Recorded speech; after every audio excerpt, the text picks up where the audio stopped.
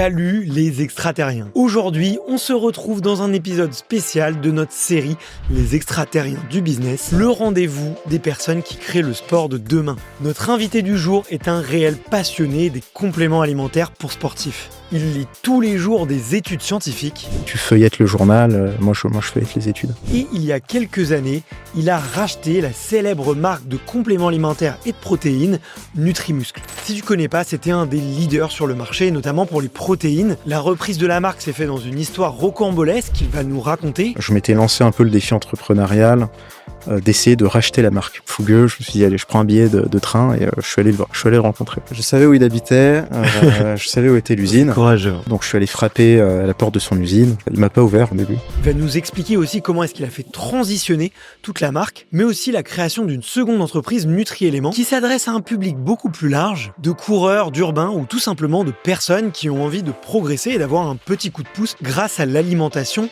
ou la complémentation. Théo nous a partagé tous les mensonges qu'il pouvait y avoir dans cette industrie. Il nous a aussi parlé des compléments qu'il recommande directement pour les coureurs, notamment qui débutent avec la complémentation. C'est vraiment important de prendre. Et il a passé en revue toutes mes routines sportives. C'était un vrai coaching personnalisé. Vous allez le voir, c'était passionnant. Bon, si vous êtes soucieux de savoir ce que vous consommez, si vous souhaitez progresser grâce à la complémentation ou tout simplement avoir une meilleure santé, Et c'est pour ça qu'on veut apporter Nutri-Éléments dessus. je vous recommande d'écouter cet épisode jusqu'au bout.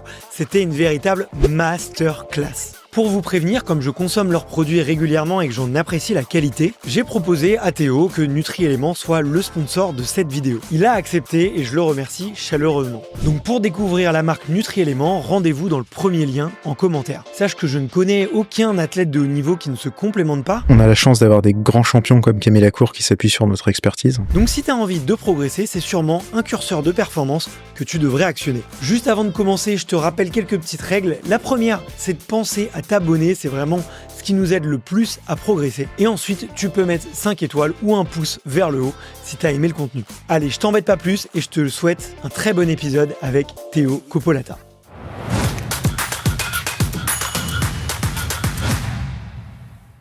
Salut Théo. Salut. Comment vas-tu? Super. Je suis trop content d'être là. Je suis vraiment ravi de te rencontrer. On est là pour le deuxième épisode de la série Les extraterriens du business. Le but, c'est de rencontrer des super entrepreneurs que je suis et dont j'apprécie le travail, tu vois, et à la fois de comprendre leur vision du sport, leur vision de la performance, et aussi de prendre quelques petits conseils un peu entrepreneuriaux comme un mentor. Toi, tu as fondé Nutri-Éléments. Oui. Là, tu as racheté la société Nutrimuscle, un gros mastodonte du complément alimentaire, en tout cas dans le fitness en France aujourd'hui. T'as racheté cette boîte, tu vas nous raconter un peu comment ça s'est passé. Je crois que ça a été rocambolesque. Exactement. T'as donné des nouvelles valeurs, une nouvelle vision, une nouvelle image, beaucoup de nouvelles choses. Tu te passionnes aussi beaucoup pour le produit, donc on va parler vraiment qualité des produits aujourd'hui, et je suis content de parler de tout ça. Mais avant, il y a une question traditionnelle. Les 300 invités du podcast ont dû répondre à cette question. C'est quels sont tes premiers souvenirs de sport? Alors, moi je suis un enfant des années 80, donc le vrai premier souvenir qui m'a marqué, qui trahit aussi un peu, je pense, ma passion pour notamment les compléments alimentaires, mais c'est 1998. Je pense que tout le monde a en tête la Coupe du Monde. Moi, c'est pas du tout ça, en fait. C'est rigolo, mais c'est Mister Olympia, Ronnie Coleman, qui gagne finale de bodybuilding pour la première fois, et ça m'a vraiment marqué parce que c'est ça qui m'a donné envie de me mettre au sport. Alors, c'est assez rigolo parce que tu penses bodybuilder, etc., surtout quand t'es encore un peu petit. Mais le fait de voir, tu vois, ça me faisait penser à Hulk, ça me faisait penser à Superman, des gens comme ça. Et moi, je voulais être un peu un super-héros, on va dire. Et ça m'a vraiment inspiré sur le parcours et la suite que j'ai donnée par rapport à ça. Ok. Donc c'est ça, c'est octobre 98. Voilà, c'était beau à voir. Okay. Après, faut aimer. C'est des sports un peu, je vais pas dire extravagants, mais assez intéressant à regarder. Je savais pas que c'était aussi tard. Pour moi, Ronnie Coleman, c'était le début des années 90, mais je me trompe, tu connais mieux que moi. Alors pour les gens qui savent pas, quand même, Ronnie Coleman, c'est la grande succession de Arnold Schwarzenegger. Combien de titres il a eu à Mister Olympia? Il a fait 98-2005 de mémoire. Ouais. Donc, il a vraiment repoussé les limites sur...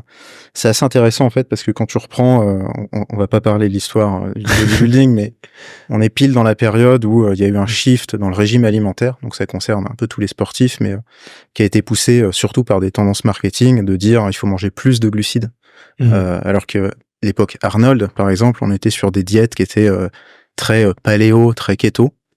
Très peu de glucides, beaucoup de protéines, beaucoup de lipides. Et il y a eu un shift en fait sur le marché à la fin des années 80, début des années 90, qui a été fait sur la consommation de glucides, en partie poussé par le gouvernement américain, gros producteur de blé, de soja, etc., de maïs notamment. Donc ils ont vraiment fait des politiques pour inciter les gens à plus consommer, et ça s'est aussi reporté sur toute la partie bodybuilding, et on le ressent en fait dans la prise de masse qui a été possible grâce à ça. Ok. Ils en reviennent un peu, les Américains, aujourd'hui. Oui, beaucoup de créateurs de contenu, en tout cas. T'as eu un gros shift, je vais pas dire santé, mais où on s'est rendu compte que finalement, c'était peut-être pas le bon régime alimentaire, en tout cas dans les proportions que prenait, et on est passé sur quelque chose de plus healthy, on va dire. Ok. Donc, premier souvenir de Ronnie Coleman. On doit pas être beaucoup.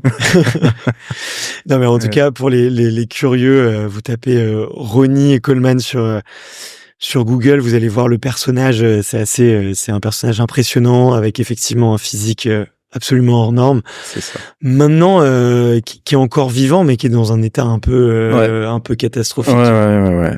C'est un peu les abus sur les substances non autorisées, on va dire. Ouais. Mais autorisé aux États-Unis dans le cadre du bodybuilding, quoi. Oui, plus ou moins. Ouais, c'est vrai. Ouais. La législation est un peu différente avec eux, mais bon. T'as pratiqué quelques sports, toi? Ouais, j'ai fait du judo. J'ai commencé à 3 ans. Parce que mon frère en faisait. Je voulais absolument rentrer dans le club, d'après ma mère, à 3 ans. Alors que c'était qu'à partir de 5 ans, je crois, mais ils m'ont quand même laissé. J'ai fait de 3 ans à 17 ans, non-stop. Je suis allé jusqu'à la ceinture marron.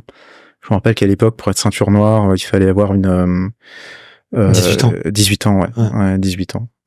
Ça m'a énervé pendant... j'étais marron assez jeune, en fait. Ça a été très énervant, frustrant, tu vois, de se dire, bah non, t'as pas l'âge, donc tu peux pas passer la ceinture. Donc je me suis tenu ça pendant plusieurs années, et en fait après je suis parti, je déménagé au Japon, etc. Il s'est passé beaucoup de choses. J'ai fait du judo au Japon, ça n'a rien à voir à ce qu'on fait en France. Vas-y, raconte, je suis curieux. Je pense que t'as certains dojos où on arrive un peu à avoir cet enseignement japonais du judo, mais tu sais, les Japonais, ils sont très spécialistes. Et ils sont dans la logique de pendant 10 ans, tu vas faire le même mouvement, et tant que tu l'as pas maîtrisé, tu passes pas au mouvement suivant. Et ça se ressent dans le judo japonais. C'est il y a une demande qui est forte sur la pratique, sur l'exécution parfaite du mouvement, qu'on n'a pas vraiment en France. En France, on a plus tendance à être polyvalent, à avoir plusieurs mouvements pour essayer de comprendre le sport, pour sortir plusieurs techniques pendant le combat. Alors qu'au Japon, c'est vraiment pendant 1 an, en fait, tu fais qu'un mouvement. Pendant 1 an, tu fais toujours le mouvement. Et si t'es pas bon, l'année d'après, tu continues. Tu vois. Et quand tu l'as perfectionné, t'es parfait, tu changes de mouvement. Okay. Donc ça a été assez étrange, avec une pratique qui est très intense au niveau. Tu sens qu'ils ont la passion, quoi. T'es pas là pour jouer, pour rigoler. C'est très passionné. Donc ça m'a beaucoup surpris. J'ai beaucoup aimé. Ok. Ouais. C'est un peu, peut-être, ça fait penser un peu à ce qu'il y a dans le karaté, non? Karaté, on voit beaucoup ça, c'est un kata par an ou un kata par ceinture. Enfin, les experts me contrediront si je dois dire des bêtises, mais j'essaie de vulgariser ça un peu simplement. C'est pareil. Je pense que c'est vraiment la manière de faire japonaise, qui est très concentrée sur la perfection du mouvement avant de passer des steps. Ok. Ouais. Toi qui as vécu là-bas, je fais une toute petite aparté, et puis après je te demanderai effectivement comment est-ce que tu arrives dans le milieu des compléments alimentaires. Qu'est-ce que tu as retenu, toi, de cette culture? Qu'est-ce que tu as apprécié au Japon? Ça, je suis très curieux. Tu vois, moi, j'y suis allé quand j'étais lycéen. Donc, je fais une année de lycée là-bas. Le système japonais est très basé sur le système américain. Donc, ce qui est super au niveau de les possibilités qui sont offertes sur faire du sport, par exemple. C'est vrai qu'en France, tu vas à l'école, le sport, c'est du club en activité extrascolaire, pardon. Principalement, au Japon, c'est intégré dans le cursus. C'est-à-dire que tu finis les cours à 14h et tout le monde fait une activité sportive. Donc ça, c'est super.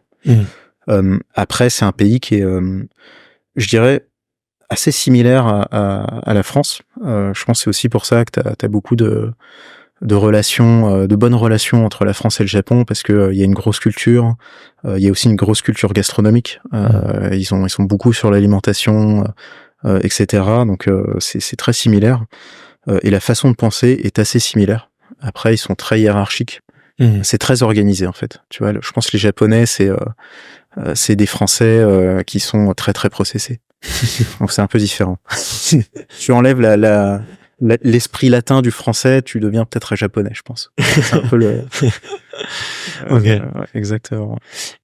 J'ai l'impression qu'il y a beaucoup de jeux, ouais, que dans les Japonais, tu vois, un peu, ça me fait penser à l'histoire du judo, et puis le film aussi Hero Dream of Sushi, je sais pas si t'en as entendu parler, ce maître sushi qui est dans le métro et puis qui a que 4 ou 5 sushis différents et avec une dizaine de personnes tous les soirs, mais bon, ça coûte une fortune.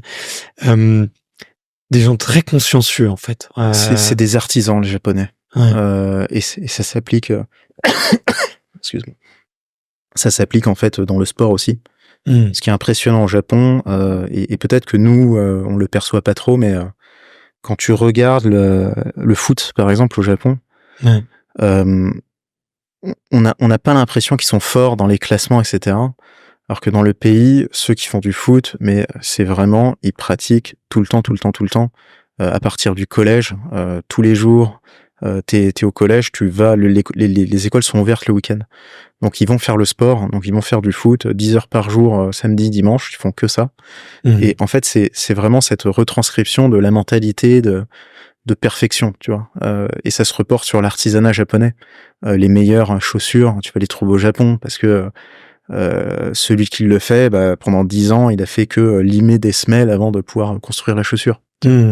Et dans toutes les strates du travail japonais, tu le retrouves. C'est cette notion d'artisanat, d'aller jusqu'à la perfection. Tu vois, les golfeurs ou même les runners, il y a le mouvement, ils vont travailler le mouvement. Tu vois, c'est comment je positionne mon genou, la chaussure, quelle chaussure je prends par rapport à la structure de mon pied. Et ils vont très très loin dessus. Je pense que c'est l'un des pays qui va très très loin dans cette manière de penser. Et c'est ça qui fait, je trouve, qui donne un certain esprit et une certaine beauté sur la façon de faire au Japon. Ouais. Cette culture de la précision, c'est quelque chose qu'on a un peu moins dans l'esprit francophone, dans l'esprit latin et puis même anglo-saxon, quoi. C'est ça. Ok, hyper intéressant. Comment est-ce que tu arrives dans le monde des compléments alimentaires? C'est pas anodin quand même. Ouais, je pense que ça a été porté par les années Olympia, ou super-héros, tu vois, où tu te dis, mais est-ce que c'est qu'est-ce qu'il y a qu'est-ce qui fait que les personnes elles arrivent à être musclées, en fait, et tu te rends compte, en fait, que t'as une grosse part de régime alimentaire, donc comment tu vas gérer ton alimentation, etc. Et t'as ce rajout qui est la complémentation, qui fait que moi j'ai fait du judo pendant jusqu'à mes 17 ans. Dans le judo, t'as une part un peu d'entraînement physique, on va dire, notamment sur les dorsaux, etc. Parce qu'il y a beaucoup de prises qui impliquent des mouvements de force. Et c'est comment tu fais pour aller un peu plus loin dans la compétition. Tu vas te poser un peu les bases sur ta nutrition, parce qu'à un moment il n'y a pas que le talent ou tu vois les prédispositions, et c'est comme ça que j'y suis arrivé, en fait. C'est vraiment de se poser la question de comment je peux être meilleur, par quels moyens, en plus de la technique. Et moi je l'ai vraiment trouvé dans la complémentation. Et c'est ça que j'ai commencé à m'intéresser assez jeune, en fait, à la complémentation, que ce soit les vitamines, les protéines, les acides aminés, à une époque où tu vois début des années 2000, c'était pas encore très développé. T'avais quelques compléments, mais on n'était pas dans les tendances qui ont été portées par les réseaux sociaux notamment. Donc et t'avais pas vraiment Internet aussi développé qu'on l'a maintenant. Donc j'ai beaucoup commencé avec des livres sur la complémentation et je me suis intéressé petit à petit. Voilà. Ce qui a fait que, en fait, j'ai jamais vraiment lâché cette partie, on va dire, éducative sur les compléments. Jusqu'à aujourd'hui, je suis toujours impliqué dans abonné à des revues scientifiques. Tu vois, PubMed, qui est un site qui va regrouper énormément d'articles scientifiques. T'arrives à lire, toi, ces articles? Ouais, ça prend un peu de temps. Tu vois, les études scientifiques, il faut jamais les prendre pour comptant parce que t'as plusieurs sortes d'études en fait. T'as des études sur plusieurs types de cohortes, donc des segments de personnes qui sont assez différentes. T'as des études sur le même complément, par exemple les oméga, on va te dire bah ça marche, dans une autre étude ça marche pas, dans une autre étude ça marche à moitié. Et en fait t'as 5000, 10 000, 20 000 études sur un complément. Et après t'as des méta-analyses. Donc ça c'est des regroupements d'études où ils vont tirer des tendances sur, tu vois, par exemple sur 10 000 études, si t'en as 8 000 qui te disent que ça marche, bon bah ça veut dire que en gros ça marche. Tu vois, c'est un peu pour dégrossir, c'est un peu ça. Et donc lire une étude, ça veut pas dire que c'est véridique. Il faut pas rechercher une réponse dans une étude en fait. Je pense que l'étude, ça va te permettre de mieux t'éduquer, de mieux comprendre comment ils l'ont réalisé. Moi, ce que je regarde toujours dans l'étude, c'est qu'est-ce qu'ils ont utilisé. Si c'est un complément, par exemple, le complément, qui est le fabricant, quelle forme ils ont pris, la cohorte, donc quel type de personne a utilisé le complément. Forcément, quand tu as des études, on va dire sur la perte de poids avec un complément et que en fait les personnes qui ont été étudiées, c'est que des personnes en surpoids, il y a quand même des facteurs limitants parce que ils changent en même temps le régime alimentaire de ces personnes en plus de leur donner un complément. C'est forcé qu'il y ait une perte de poids. Tu vois. Donc après, il faut rebalancer ça sur une cohorte de personnes qui est normale, hein, donc qui est pas forcément surpoids, qui modifie pas son régime alimentaire pour voir s'il y a les mêmes effets ou pas. Et en fait, c'est la répétition d'études dans plusieurs pays, par plusieurs universités, qui fait que tu peux jauger qu'un complément est utile ou pas utile, ou intéressant pour les personnes que tu cibles. Donc nous, en l'occurrence, les sportifs. Ok.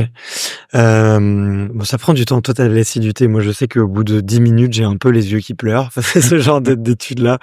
Mais j'apprécie ta patience, tu vois. Je trouve ton côté japonais. Ouais, c'est plus une routine. Tu vois, si on doit parler il y en a, ils se lèvent le matin, tu vois. Moi, ma routine, c'est je me lève, je prends mes compléments, je fais mon petit déj, et quand j'arrive au boulot, bah, je lis mes études. Je passe une petite demi-heure, une petite heure sur les nouveautés, etc. Donc moi, je l'inscris vraiment dans une routine qui me permet en fait de suivre et d'être au fait des dernières tendances, des dernières études, etc. Sans que ça soit perçu comme un travail de recherche, tu vois, à faire. C'est plus, tu vois, tu feuillettes le journal. Moi, je feuillette les études. Ok. Bah, juste après, tu vas me dire ce que tu prends comme complément toi, et puis un peu les études qui ont, on peut dire, qui ont marqué un peu les dernières années, ou ce qui toi te semble important de révéler au public. Ouais. Mais je suis curieux de savoir, tu vois, d'un point de vue entrepreneurial, comment est-ce qu'on passe d'un je vais pas dire simple consommateur de compléments à CEO, tu vois, justement d'une des plus grosses boîtes de compléments alimentaires en France, tu vois. C'est pas anodin, enfin, je veux dire. C'est vrai. Alors c'est une longue histoire qui est assez intéressante. En fait, moi, le premier complément que j'ai pris, c'est en 2006. Sur le site Nutrimuscle. Donc c'est une société que j'avais trouvée parce qu'ils étaient très forts sur la partie scientifique. Et moi, en fait, je me documentais, donc ça tombait plutôt bien. J'ai été client de cette marque-là jusqu'à aujourd'hui, parce que je suis toujours client de ma propre marque, du coup. Ce qui s'est passé, c'est que étant grand passionné de musculation, de sport, je faisais aussi du rugby après le judo, donc toujours un peu associé à la complémentation en acides aminés, en protéines, voilà, pour pouvoir continuer en fait à performer. j'ai toujours été client, toujours été passionné, et c'est une marque qui, chez moi, suscitait énormément d'admiration par le sérieux de la marque, le sérieux des études qui étaient publiées. Et en fait, l'histoire, elle se décompose. Il y a eu 3 grosses périodes qui m'ont amené en fait à reprendre la marque, à la racheter. La première, c'est en 2011. Je m'étais lancé un peu le défi entrepreneurial d'essayer de racheter la marque. Donc en 2011, je me dis, je vais aller voir le fondateur de Nutrimuscle, qui habitait au Luxembourg à l'époque, et qui avait son usine en Belgique. Donc sans le prévenir, bien entendu, tu sais, jeune, fougueux, je me suis dit, allez, je prends un billet de train, et je suis allé le voir, je suis allé le rencontrer. Il y en a vraiment qui font ça, quoi. J'avais identifié, ouais, tu vois, je savais où il habitait, je savais où était l'usine. Courageux. Moi, j'aurais jamais le courage de faire ça. J'y suis allé, donc je suis allé frapper à la porte de son usine. Ok. Il m'a pas ouvert au début. Là, c'est quelqu'un qui était très suspicieux de base, très un peu parano. Donc même l'usine, tu savais pas que c'était une usine, c'est presque caché, quoi, genre labo. Ok. Et donc je suis allé frapper à la porte, il m'a pas ouvert, j'ai attendu, je me suis posé, j'ai fait le pion toute la journée, parce que j'étais arrivé en fin de matinée sur le train qui t'amène là-bas. J'ai attendu toute la journée, et en fait il est sorti, je voyais les ouvriers sortir, tu vois, 18h.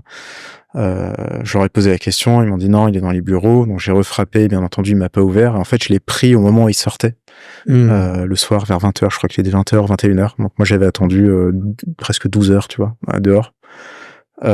Et à ce moment-là, je lui pose la question en lui disant voilà, je suis super intéressé par la marque, j'aimerais faire quelque chose avec vous, ou si vous voulez la vendre, etc. J'aimerais bien me positionner pour la prendre.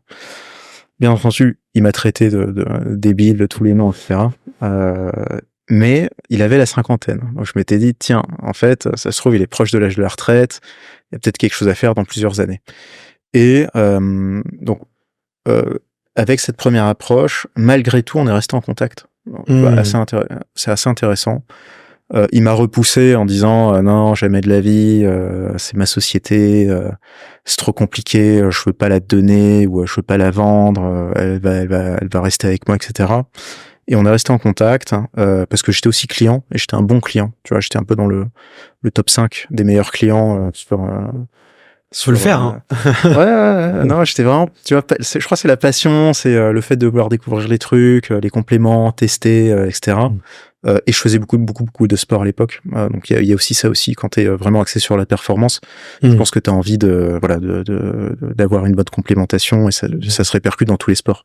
Je confirme, moi j'ai un budget complément à l'année qui est affolant, quoi. Tu vois, ça va plus loin, c'est les habits, c'est comment Bien sûr. Quand tu penses dans le sport, ta vie est tournée là-dessus, quoi. T'es vraiment à fond dedans pour tout tourne autour de ça, donc ce qui fait que on est resté en contact. En 2013, je suis allé le revoir en me disant bon bah puisqu'il veut pas vendre sa boîte, peut-être que moi je peux la développer pour lui à l'étranger. Et je m'étais dit, elle est implantée en France, elle est bien connue, il va pas vouloir, mais il parle pas anglais. Peut-être que ça va l'intéresser qu'on aille un peu plus loin ensemble, qu'on développe, etc. Je lui avais posé la question, et il m'avait dit bon, si tu veux, on en parle pour un déjeuner en première fois. Tu vois, je me dis waouh, il a fait un step up. Et je suis allé le revoir en 2013. À ce moment-là, on a parlé, et il commençait à me dire en fait, je commence à réfléchir à la retraite.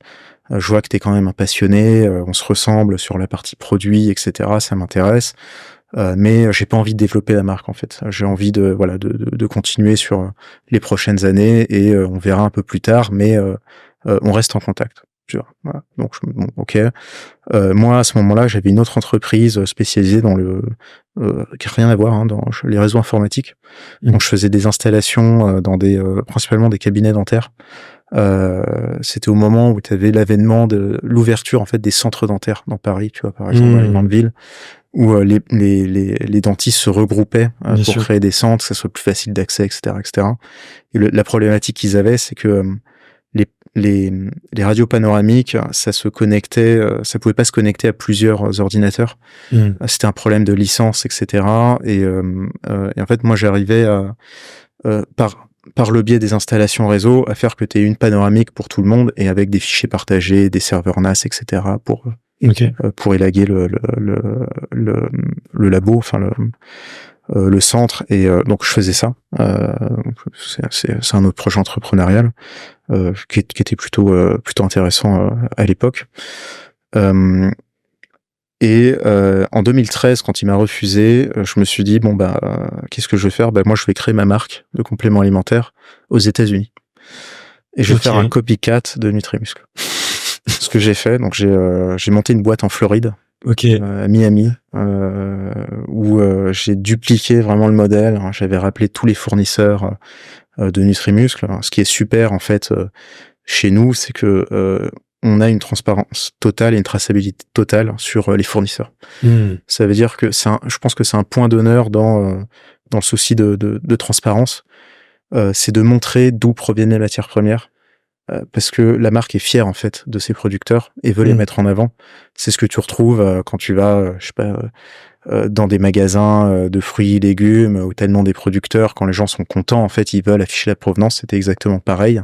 Et comme t'avais toutes les informations disponibles, je me suis dit, je vais tous les appeler. Je vais leur dire, je monte Nutrimuscle Made in USA aux États-Unis. J'ai fait ça en 2013 avec un associé franco-américain. On est parti aux US, on a ouvert un petit labo on s'est enregistré, on a fait toute la procédure pour lancer une marque. On a monté les statuts, etc., site internet, et on a commencé à vendre en poussant à fond sur les forums spécialisés pour vraiment essayer d'atteindre cette clientèle un peu niche. Très focus sur les matières premières, les bons compléments, etc. Ce qui est assez intéressant aux États-Unis, c'est que ils ont 10-15 ans d'avance sur les compléments alimentaires. Ça veut dire que le développement de nouvelles formes de compléments, la découverte de molécules, ils sont bien plus en avance et bien plus rapides sur la partie autorisation. Donc l'organisme américain va vraiment autoriser très rapidement les nouveaux compléments alimentaires, ce qu'on appelle les novel food, ce qui est pas du tout le cas en Europe où on a 10 ans de retard, 15 ans de retard avec les États-Unis. Le pendant à ça, c'est que l'Américain moyen dans les années 2010 n'avait aucune idée de ce qu'il prenait en termes de compléments alimentaires.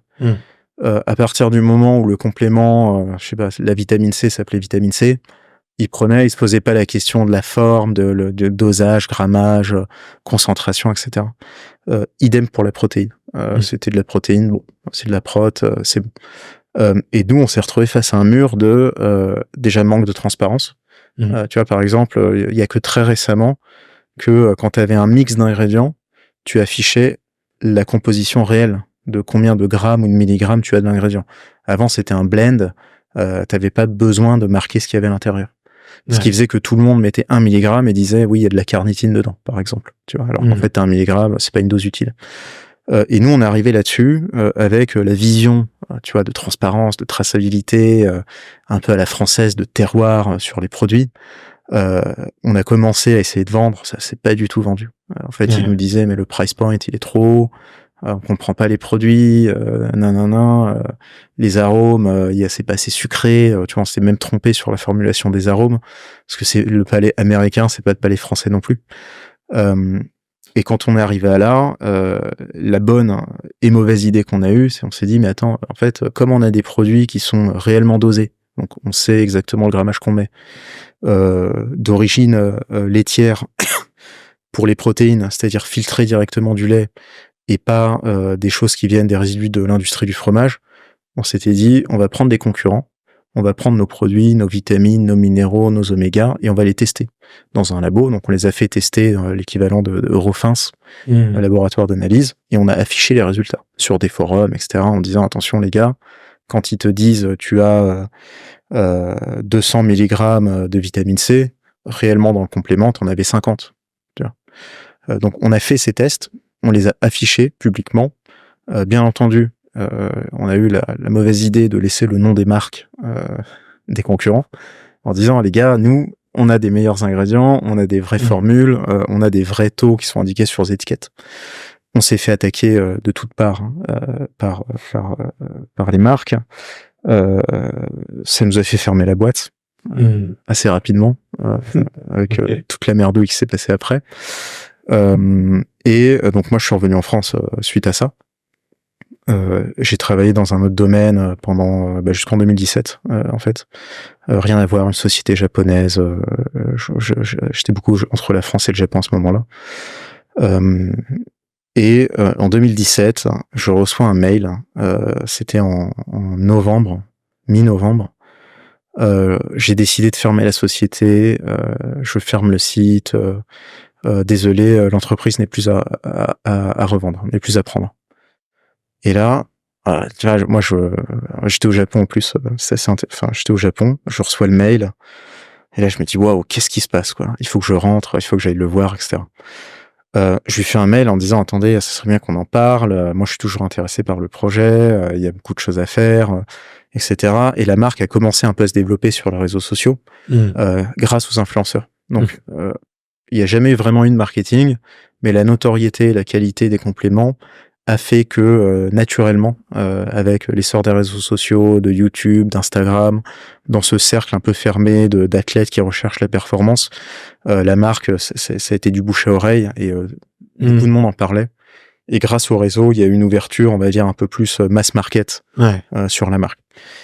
Donc, attends, excuse-moi, je te coupe, mais c'était Thibaut InShape au début, non, qui travaillait avec Nutrimus. En fait, non, il a jamais travaillé pour Nutrimus, mais ça a toujours été un consommateur.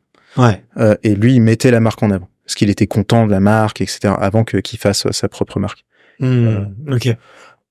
Et ça, des influenceurs comme ça, on en a, en fait, tout le feed game, ce qu'on appelle le feed game français, est passé par Nutrimuscle, parce que c'était la marque de référence à l'époque. Et on a même des cas assez rigolos, où certains consomment chez nous et mettent en avant d'autres marques, tu vois, parce qu'il n'y a pas de contrat, donc mais ils commandent toujours chez nous, ce qui est assez rigolo.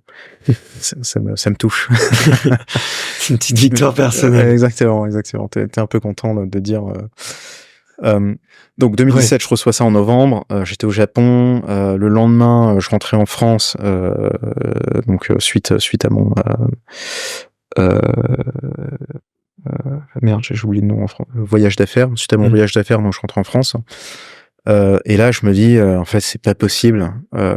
Il m'avait pas répondu, donc je lui ai envoyé le mail, il m'a pas répondu. Je me suis dit, ça se trouve, il s'est suicidé, il est mort, il faut que j'aille le voir. Donc là, je reprends un billet de train, pardon. Je reprends un billet de train, je refile en Belgique, voir s'il était là. Et je le retrouve, il avait fait un burn-out, en fait. Burn-out entrepreneurial. Et il commence à me raconter en fait ce qui s'est passé dans l'histoire, qu'est-ce qui l'a amené à ce cheminement de je ferme tout, je brûle l'usine, j'annonce à tous les clients que c'est fermé, etc. Parce que il avait annoncé depuis. Ouais. Il a fait un mail. Moins d'une semaine après. Ok. Début décembre 2017. Donc moi je vais le voir, je le vois complètement burn-out, tu vois, il en pouvait plus quoi. En fait, ce qui s'est passé, c'est que à cause des réseaux sociaux, il y a eu de plus en plus de commandes. Et lui, il était dans l'optique de plus faire évoluer la société. Il avait même envoyé une lettre à Google, au siège américain de Google, pour dire « Pouvez-vous différencier Nutrimuscle de Google ?» En disant « Quand on tape Nutrimuscle, j'ai pas envie qu'on le trouve sur Google. » J'ai trop de clients, foutez-moi la paix. Ouais, il avait fait une lettre à Google, tu vois, en recommandé, avec la poste, jusque chez Google US pour dire « Déférencez-moi ». Ça n'a pas marché, bien entendu. Et non, mais c'était pour te montrer le niveau je pense, de détresse aussi que tu sais, ça nous fait rigoler, mais il se retrouvait à venir à 6h du matin à l'usine, il repartait à 23h, 7 jours sur 7. Donc c'est quelqu'un qui avait plus de vie sociale en fait, qui a fait ça pendant les 6 dernières années. Tu vois, nous on s'était vu en 2013, ça allait encore, mais il commençait à être blindé en 2013 déjà. C'était le début de YouTube. YouTube, c'était quoi, 2010, quelque chose comme ça. Ouais, je crois que c'est 2010 ou 2011 le rachat par Google, mais donc c'est le début. C'est à partir de là, tu vois. Ouais. 2013, ça commençait, donc petite progression, content. Et moi, je le revois en 2017. C'était plus le même homme, quoi. Il faisait encore de la muscu en 2013, 2017. Il pesait 50 kilos. fatigué, plus de vie sociale, vraiment compliqué. Donc pour qu'il en arrive à ces décisions de dire je vais couper, j'envoie à Google, j'essaye de censurer tous les articles, tout ce qui passe, c'est vraiment que t'as un problème personnel en fait, un souci. Et c'est quelqu'un qui a pas réussi à déléguer, qui voulait vraiment tout garder. Il faisait le service client, il faisait la planification, la supply, les achats, il faisait tout. Et le niveau de perfection et de parano qu'il avait faisait que même les productions, ils cachaient les recettes. Donc, personne n'avait accès aux recettes. Donc en fait, c'était des shifts avec certains faisaient des mélanges, d'autres faisaient d'autres trucs. C'était brouillon, personne ne savait vraiment. Tu vois, on était à ce niveau de secret quoi. De secret quoi. Voilà, c'est quelqu'un qui était très très parano là-dessus. Et moi, j'arrive dans un contexte où donc 2 semaines avant, il avait 2 personnes pardon dans sa vie, on va dire professionnelle. C'était son banquier qui avait la banque était l'établissement juste en face de l'usine et l'assureur qui était aussi juste à côté. Donc il se voyait assez souvent, son banquier, son assureur. Son assureur meurt dans un accident de la route au téléphone pendant le travail. Ils avaient tous le même âge, tous gros travailleurs, etc. L'assureur meurt d'un accident de la route. La semaine d'après, le banquier meurt d'une crise cardiaque dans la banque. Et là, il s'est dit, en fait, on est 3. Semaine 1, accident. Semaine 2, crise cardiaque. Semaine 3, c'est moi. Et c'était à ce moment-là qu'il m'a envoyé le mail en disant, c'était le début de la semaine. Tu vois, début de la semaine, je crois que c'était mercredi. Il s'est dit, dimanche, je claque. Tu vois, donc mercredi, j'arrête. Jeudi, je ferme l'usine. J'essaye de profiter samedi, dimanche, vendredi, samedi. Voilà. Non, donc, désolé, on rigole là, mais c'est la détresse du monsieur là, ça devait être compliqué. Et donc moi, j'arrive à ce moment-là.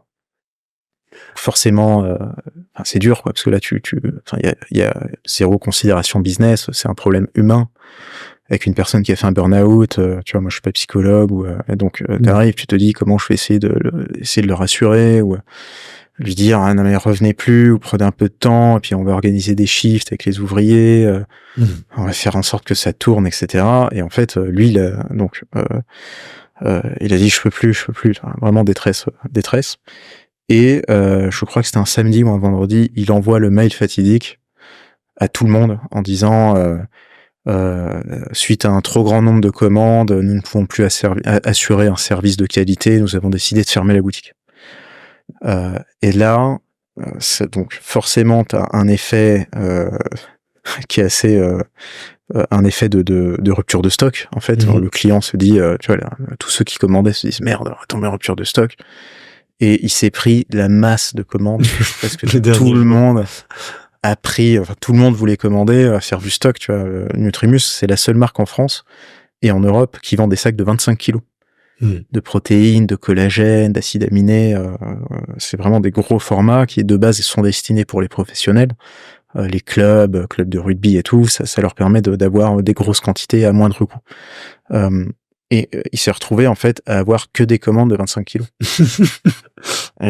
Tu vois, le truc, le bad buzz, l'opération marketing, comme certains l'ont détourné par la suite en nous disant Nutrimus l'a fait une vieille opération marketing pour essayer de faire rentrer du cash, alors que derrière, t'avais la détresse d'un homme qui était en burn-out, qui a fait 6 ans très très dur dans sa vie. Et donc, ça, c'était donc fin novembre, début décembre. Moi, j'ai passé 3 mois là-bas.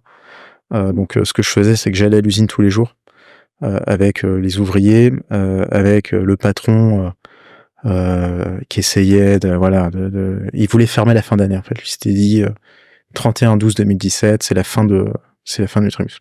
Ce qui s'est passé, c'est que il a vu qu'il était pas mort le week-end. Donc en fait, on a laissé passer. Il a passé le bug de l'an 2. Jeudi, vendredi, samedi, dimanche, et lundi, il était là. Et donc lundi, il revient à l'usine. Tout le monde attendait en fait devant l'usine. Tu vois, se dire est-ce que il est mort, pas mort, est-ce que ça va ouvrir ou pas. Finalement, il est revenu. Et s'était dit dans la tête, moi je ferme au 31/12. Donc tu as 4 semaines pour racheter la société. 4 semaines pour trouver une banque qui va lever de la dette, s'entendre sur une valo, calculer le stock, impossible. Et là, je me dis, en un mois, comment je fais pour le persuader de rempiler quelques mois en plus pour qu'on puisse structurer la transaction, pour qu'on puisse faire le rachat, que tout se passe bien, etc. Faut savoir que sur les 3 premiers mois, donc moi, je faisais les horaires de l'usine, et après, je faisais mon boulot, précurseur, on va dire, du télétravail, où je travaillais jusqu'à plus ou moins 3 heures du matin à l'hôtel, pour abattre mon travail de la journée, parce que j'étais toujours dans ma société. Et après, je dormais, et puis je me relevais à 6 heures et j'allais à l'usine. Donc, c'était un peu compliqué sur cette période-là, en ayant à côté de moi quelqu'un qui était dépressif, tu vois, on pouvait plus, quoi. C'était vraiment la fin de la fin, mais qui avait quand même la volonté de terminer l'année. 31-12 ou 30, je sais plus, dernier jour, c'était le vendredi avant le nouvel an, là, le jour férié. On arrive, bien entendu, moi j'ai pas de banquier, j'ai pas de transaction à lui proposer. Quoi, t'as pas réussi? Là, il commence à dire, allez, on arrête, c'est fini, moi je brûle tout, je vais virer tout le monde, il dit à tout le monde, ne revenez plus, 2018, vous êtes tous virés, etc., etc. Et moi, donc je dis à tout le monde, on continue en 2018, on va continuer l'aventure, vous inquiétez pas, revenez, etc. Je veux tous vous voir au 2 ou au 3 janvier, le lundi de la semaine d'après. On va continuer, on va reprendre les appros de matières premières. Il avait bloqué tous les contrats, tout était arrêté, il y avait plus de stock.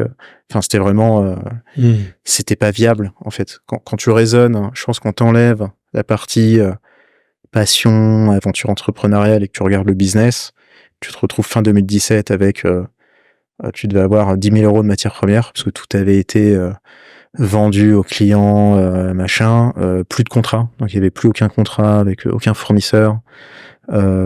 T'avais quelqu'un qui légalement avait viré tout le monde, tous les employés, et les clients avaient été informés que la marque c'était fini. Il y avait un gros bandeau rouge sur le site internet, c'est un peu obvious quoi que c'était la fin. Malgré tout, je pense que l'aventure entrepreneuriale, t'as ce petit truc en plus de passion, de challenge, où tu te dis, on est arrivé au bout du bout, mais il y a encore une petite étincelle, et t'as envie de reprendre cette étincelle, t'as envie de rallumer le brésier et d'en faire un beau feu. Et à ce moment-là, je me dis, moi j'étais dans une très bonne situation, tu vois, perso, pro, je suis bilingue japonais, trilingue du coup, parce que je parle anglais, mais ça t'ouvre des portes. Mais j'ai ce côté très entrepreneurial aussi. Dès que j'étais jeune, quand j'avais 12-13 ans, je craquais des Xbox pour que tu puisses télécharger gratuitement les jeux. Ok. J'étais jeune, je savais pas que c'était illégal, etc. Mais voilà. Et de fil en aiguille, en fait, t'essayes de toucher un peu à tout. J'ai eu la partie réseau, parce que j'étais très dans l'informatique à ce moment-là. Moi, je craquais des calculettes. C'est après que je me suis rendu compte que c'était complètement illégal. Ça me fait rire, vas-y. Voilà, c'est des erreurs. Tu découvres, c'est la jeunesse, quoi. Tu apprends. Et à ce moment-là, je me dis, en fait, au plus profond de moi, j'étais toujours consommateur d'ailleurs. Donc, moi aussi, j'avais acheté mon sac de 25 kilos. Comme tout le monde, je m'étais dit, si jamais j'y arrive pas, au moins j'aurai un peu de stock sur l'année. Et là, je me suis dit, allez, on va essayer de reprendre le truc, on va faire un business case sérieux, on va se mettre avec les bonnes personnes, on va dérouler le truc, on va rappeler tous les fournisseurs. Et donc, au 31-12, j'arrive en disant, les gars, on reprend. Peu importe ce qu'il dit, on pète la porte de l'usine, on rentre dedans, on continue les productions parce que le site internet tourne, il y a toujours des commandes, on a toujours une base de clients et on verra comment ça se passe sur le plan légal, si jamais ils décident d'arrêter, nous virer, etc. Mais moi je suis en mesure de pouvoir vous assurer que on peut reprendre, on peut continuer. Donc début janvier, on arrive, 9h, on a perdu à peu près 40% des effectifs. Donc qui légalement étaient licenciés, donc les mecs sont partis, tu vois, ce que je peux comprendre aussi. On attend 9h, 10h, il est pas là, on se dit qu'est-ce qu'on fait pas, et puis finalement il arrive à 10h30, il avait un pick-up, il sort de son pick-up en disant espèce de petit connard, donc tu vois, très énervé, et puis finalement il ouvre les portes, il fait rentrer tout le monde, allez, on va cirer l'usine, on va tout nettoyer parce qu'il y a rien à faire, je vais pas vous payer si vous travaillez pas. Et en fait c'est la reprise, tu vois. Et là je me dis en fait il a accepté. Ça c'était début 2018, janvier. Il revient énervé au possible, mais comme il était pas mort, il a vu aussi, je pense, l'acharnement. Tu vois, la passion du truc, le fait de vouloir reprendre, et il a dû se dire bon, en fait, peut-être que on va pouvoir faire quelque chose. Ceci étant dit, j'ai mis 1 an à structurer la transaction. C'était très compliqué, très parano. Il voulait pas partager la data. Il faut me croire. Il faut me croire. Tu dis, Et il avait raison. Il disait la vérité.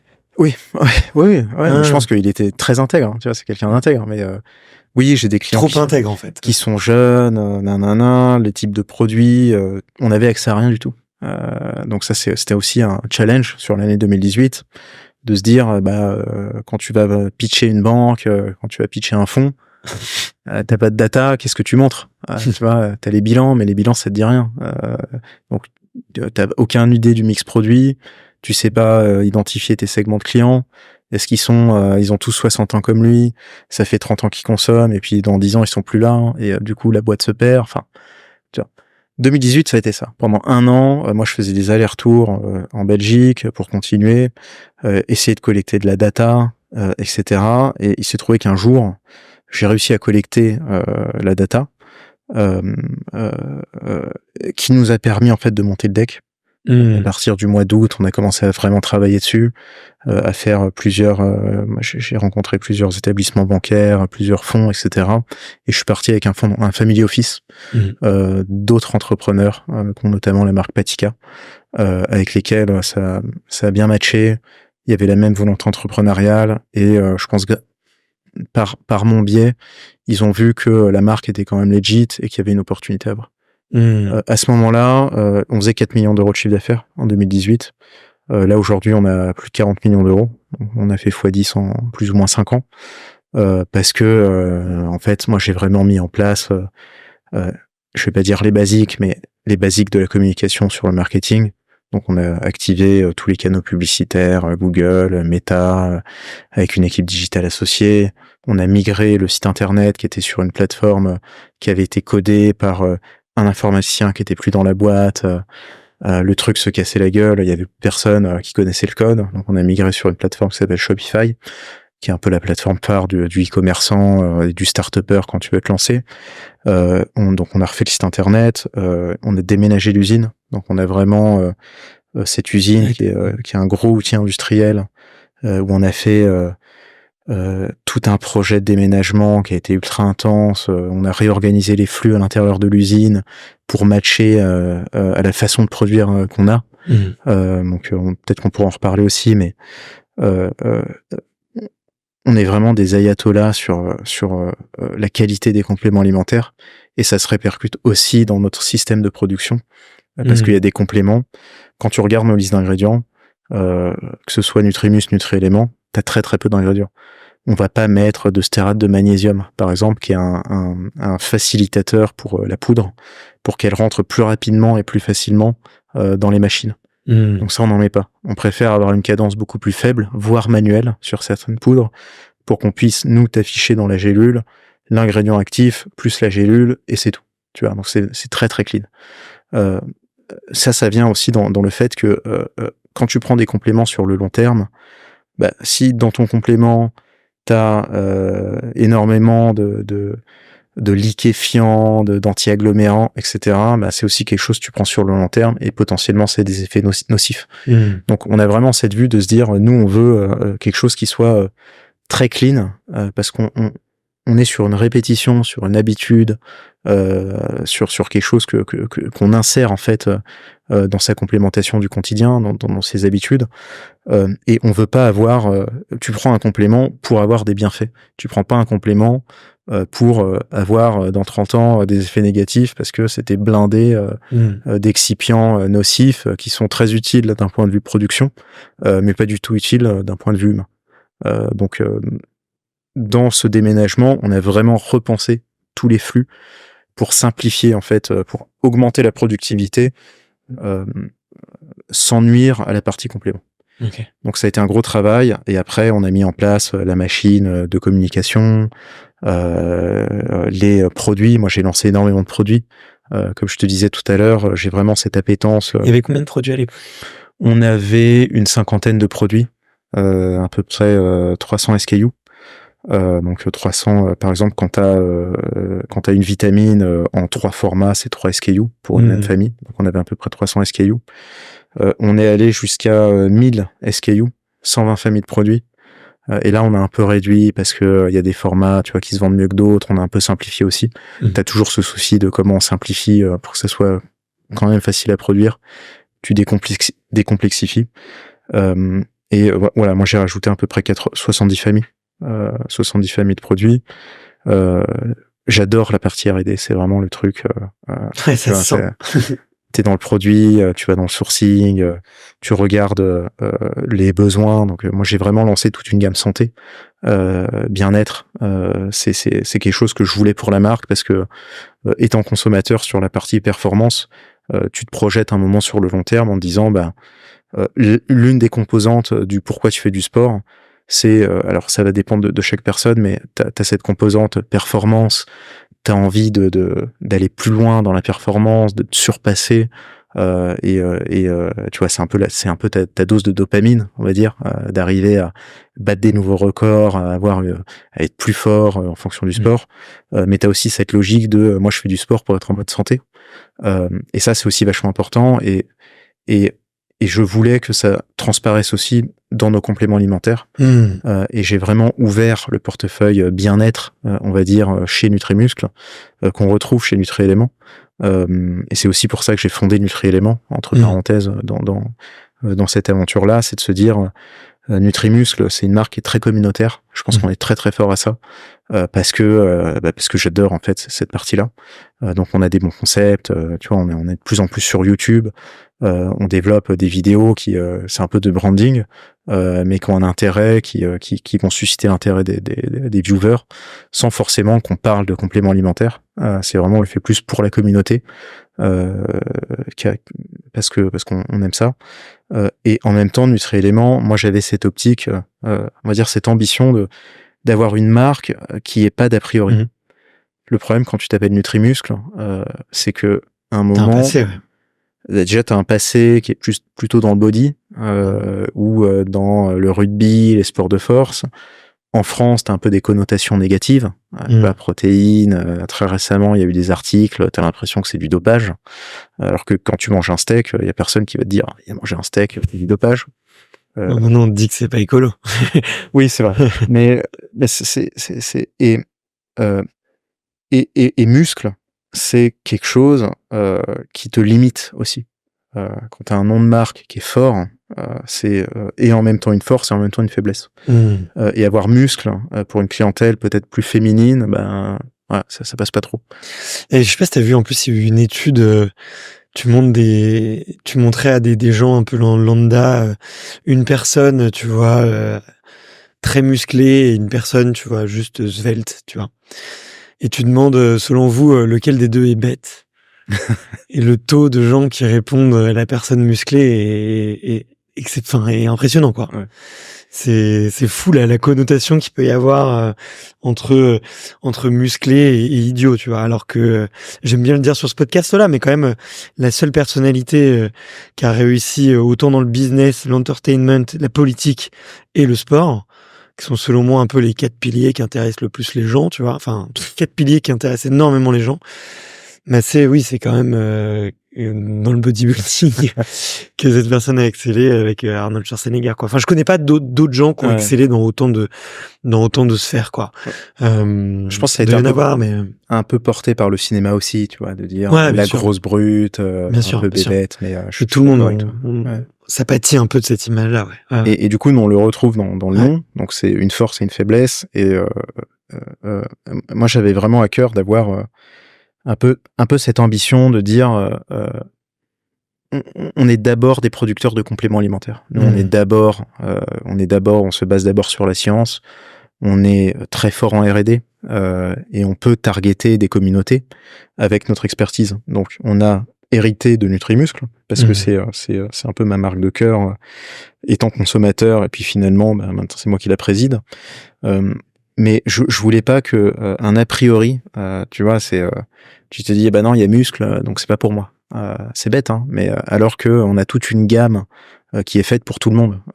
Tu vois, on a des compléments pour les femmes enceintes, on a des compléments pour les femmes ménopausées, pour les personnes âgées, qui se retrouvent chez Nutrimuscle, mais qui sont pas consommés par ces personnes-là, parce que voilà, il y a la grosse histoire derrière, le background un peu body, etc. Et donc Nutri-Éléments, pour moi, c'est un peu le moyen de pouvoir nous exprimer. En tout cas sur la connaissance qu'on a, sur l'expertise qu'on a. Sur une clientèle qui va être beaucoup plus mainstream, on va dire, qui va être moins dans une niche, mais à laquelle on peut faire profiter en fait de notre expertise et de compléments qui sont dans cette logique de transparence, traçabilité, avec ce fort input qu'on a sur la partie R&D et industrielle. Et c'est pour ça qu'on a fait Nutri-Éléments, qui est une marque très outdoor, qui est une marque routinière. Je pense que ce que tu peux avoir sur le complément alimentaire et ça se voit beaucoup chez les personnes qui démarrent la complémentation, c'est que déjà t'as beaucoup d'a priori. Ouais, bien sûr. T'as un peu peur en fait de consommer, mais une fois que tu l'intègres dans une routine, bah c'est comme le matin tu te lèves, tu fais ton lit. Voilà, c'est à ce niveau-là de simplicité. Bien sûr. Et donc voilà, ça c'est un peu la deuxième aventure entrepreneuriale. Pour reprendre un peu, là, on a réussi en fait en l'espace de quelques années à monter une marque basée sur une niche forte, qui avait de base une notoriété forte. Donc c'est des leviers qu'on a réactivés, ou en tout cas qu'on a stretché, qu'on a leveragé. On a réussi aussi à faire ce shift sur la partie industrielle, qui a été l'un des plus gros défis en fait, parce que quand tu vois la croissance qu'on a eue sur les dernières années, quand tu fais x10 et que tu es producteur de tes propres compléments dans ton propre outil industriel, t'as vraiment cette notion de capacité de production industrielle, de productivité, on a aussi de la logistique qui est intégrée. Et c'est comment tu fais avec les systèmes qui sont spécialisés sur la partie industrie, comment tu stretch, comment tu leverages pour avoir une unité de production qui est capable d'absorber tous les ans à 50, 60, 70% de croissance, et que tu arrives à délivrer à tes clients sans avoir de rupture de stock. Tu vois, c'est la première problématique de l'industriel. En plus de se poser des questions sur comment on va leverager la communauté, par quel moyen, quel type de complément, quel discours marketing, etc. Ok. Bon, vous avez beaucoup bossé. Ouais, ça a été intense. Ouais. Ces 5 dernières années, là, j'ai visité vos locaux récemment. Vous êtes super bien. Je voulais revenir un petit peu sur toi. Qu'est-ce que tu prends toi aujourd'hui? Alors je prends beaucoup de choses. Ok. En fait, je prends annuellement l'intégralité du portefeuille produit qu'on a sur le site. Les 120. Les 120, ouais. Je consomme les 120 familles. Alors, j'ai vraiment des périodes spécifiques de consommation, donc je prends pas tout en même temps tous les jours. On va plus se concentrer sur peut-être le top 3-4. Il me dit ça au début, je croyais qu'il rigolait en fait. Non, sérieux. Ouais. T'es un peu Brian Johnson là Ouais. Okay, Dans un certain sens. Peut-être en plus connaisseur sur la partie... Ah, tu le trouves pas sérieux? C'est pas qu'il est pas sérieux, il est très américain. Alors c'est pas forcément péjoratif, mais ce que je me rends compte dans l'écosystème du complément alimentaire et ce qu'on a aussi chez les clients, et je pense que c'est exactement pareil pour toi, on en reviendra d'ailleurs un peu après, mais juste après, je voulais te demander. Ouais. En fait, les gens, il n'y a pas beaucoup de transparence sur le complément alimentaire. Ça veut dire que quand tu prends un complément, tu vas te dire, je prends de la vitamine B12. Et tu vas pas te poser la question, en fait, la vitamine B12, tu as énormément de formes différentes. Et à l'intérieur de ces formes, tu as énormément de méthodes de production qui sont différentes et qui vont jouer, en fait, sur la qualité du complément. Et ça, c'est très opaque. C'est un peu peut-être le dernier mur que nous, on essaye de casser. C'est l'opacité de comment sont produits les compléments alimentaires. Et c'est ça qui va jouer énormément sur la capacité d'un complément à marcher ou pas marcher. et qui influe aussi les études. Et ce qu'on se rend compte... c'est pas la même molécule au final. Alors, il y a une histoire de molécule, mais ça peut être la même molécule qui va pas être produite de la même manière. Et ça inclut un peu sur la qualité du complément. Et on se rend compte au jour d'aujourd'hui que t'as énormément... Donc, c'est normal que la personne lambda, on te dit prendre la vitamine C ou du magnésium. Tu vas pas te poser la question de est-ce que je dois prendre un citrate de magnésium, un bisglycinate, un oxyde. Tu vas pas réfléchir là parce que t'as pas cette connaissance et tu regardes sur la boîte, liste d'ingrédients, il y a marqué magnésium, tu te poses pas de questions. Et en fait, ça c'est vachement important dans la partie process de décision. Et du coup, je sais plus ce qu'on disait. Non, je te demandais, je te parlais de Brian Johnson et après je te demandais qu'est-ce que toi tu prends. Et donc Brian Johnson, c'est le client un peu typique. Qui va pas se poser de questions sur la forme du complément qu'il prend. Donc c'est quelqu'un qui a un peu de connaissances parce qu'il se renseigne sur le sujet, sur les compléments longévité, mais ça s'arrête à il faut prendre du NAD et il se pose pas la question de comment il est produit, etc., etc. Ok. Ouais. Ok. Bon, pour les auditeurs et les auditrices qui savent pas, c'est un milliardaire américain qui a vendu sa boîte et qui dédie énormément d'argent à ralentir son âge, ralentir son vieillissement. Il essaie même de rajeunir. Ça lui coûte très cher. Il fait des vidéos sur YouTube. C'est presque risible. Il passe énormément de temps à faire des lumières rouges, à se développer des protocoles checks corporels. Voilà, exactement. Il se fait réinjecter du sang de son fils. Ça part un peu dans tous les sens. Mais il y a quand même des choses intéressantes et il essaye quand même de baquer un peu ce qu'il fait par la science. Mais effectivement, il essaye tellement de toucher à tout Tu vois, moi, je ne sais plus trop ce que ça vaut, quoi. Moi, je regardais un peu. Et puis un jour, elle a sorti une vidéo en disant j'ai rajeuni de 5 ans parce que je me suis teint les cheveux en noir. Parce qu'il commençait à avoir des cheveux blancs. Et là, je me suis dit, ok, tu vois, c'est le typique de l'américain. Quoi. Puis, bon, bref. Mais voilà. Donc sur les compléments que je prends, vas-y, ouais. moi, j'en prends 4 quotidiennement, vraiment indépendamment des saisons, etc. Le premier, c'est les oméga 3. Je pense que c'est vraiment important de prendre des oméga 3. C'est un quoi Les oméga 3, c'est basiquement ce que tu retrouves dans le poisson, dans les poissons gras, donc comme le thon, le saumon, le maquereau par exemple. Le problème, c'est que moi, j'ai pas vraiment une alimentation très poisson de base, et quand on regarde en fait les effets des oméga 3 sur le corps, donc c'est des bons lipides en fait, c'est des bons lipides. T'as plusieurs formes d'oméga 3, mais on se concentre sur ceux de poisson. Tu vas avoir des bénéfices sur la partie cardiovasculaire, sur le fonctionnement, on va dire, normal du corps, et il y a un rôle un peu protecteur sur toute la partie cerveau, donc ça se met dans une logique un peu longévité. Tu vois, c'est un complément bien-être qui est assez important. Surtout, t'as des périodes en fait où c'est plus important que d'autres, notamment dans l'enfance, et autour de changements hormonaux, ça va t'aider en fait à ce niveau-là.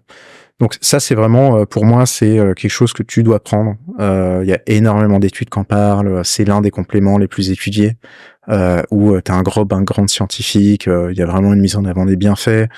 Tu as aussi des campagnes, tu vois, qui va dire il faut bien manger du poisson, des poissons gras, c'est riche en oméga 3. Donc c'est quelque chose de très important pour moi. Donc c'est vraiment un pilier que j'ai dans ma complémentation, que je back avec un autre type d'oméga 3 qui s'appelle l'huile de krill. C'est des petites crevettes, très riches en oméga, et à l'intérieur, t'as naturellement, t'as de la choline notamment, qui est, c'est pas une vitamine, mais ça se considère comme une vitamine que tu retrouves notamment dans le jaune d'œuf, qui vont aussi t'aider sur cette partie bien-être corporel, on va dire, pour te sentir mieux. Après, je prends des minéraux. Moi, je suis très minéraux pour plusieurs raisons, mais notamment du citrate de magnésium, je trouve assez intéressant. Souvent citrate, du coup. Tu reconnais. Ouais. Tu vois, nous peut-être, je pense qu'on est l'une des seules marques qui aime bien mettre le citrate en avant, parce qu'on a ce background de science, connaissance, R&D. Le citrate, c'est un peu vu comme le magnésium du pauvre. Parce que c'est pas cher de base, ce qui est super. Moi, je trouve que tant mieux, surtout si tu prends beaucoup de compléments alimentaires. Le citrate, ce qui est bien par rapport à un oxyde ou un bisglycinate, hein, c'est que t'as 2 molécules pour le prix d'une. T'as du citrate et du magnésium. Et le citrate, c'est un très bon basifiant. Pour le sportif, on pense toujours nos compléments sur un type de clientèle. Donc, toi, par exemple, t'es un runner, t'es un sportif. L'ennemi du sportif, c'est vraiment cette partie de tu vas stresser ton corps, tu vas acidifier ton corps, et le citrate, c'est un très bon moyen de réduire cette acidité à moindre coût. Donc c'est vraiment quelque chose pour moi qui est un must-have. En plus d'avoir des effets qui sont intéressants sur la digestion, trop de citrate, t'as des effets laxatifs, mais plus tu fais du sport, plus t'as des difficultés au niveau de l'intestin, et ça va aussi t'aider là-dessus. Par rapport à un bisglycinate, qui est plus facile à digérer, pour le coup, t'as pas d'effet laxatif, mais qui est moins intéressant sur cette partie sport, acidité et système digestif. Ok. Je croyais que tous les magnésiums étaient alcalins, tu vois. Mais non, parce qu'en fait, ça va dépendre par exemple, le bisglycinate de magnésium. Qu'est-ce que c'est? C'est un magnésium qui est lié à un acide aminé qui s'appelle la glycine. Qui a des propriétés, on va dire, apaisantes. C'est pour ça que quand on dit c'est bien de prendre la glycine pour s'endormir le soir, c'est parce que la glycine, qu'est-ce que ça te fait? Ça te réduit ta température corporelle. Ce qui te met dans un état de pré-sommeil. Il y a énormément de personnes, en prenant de la glycine, elles vont mieux dormir le soir, elles vont mieux récupérer.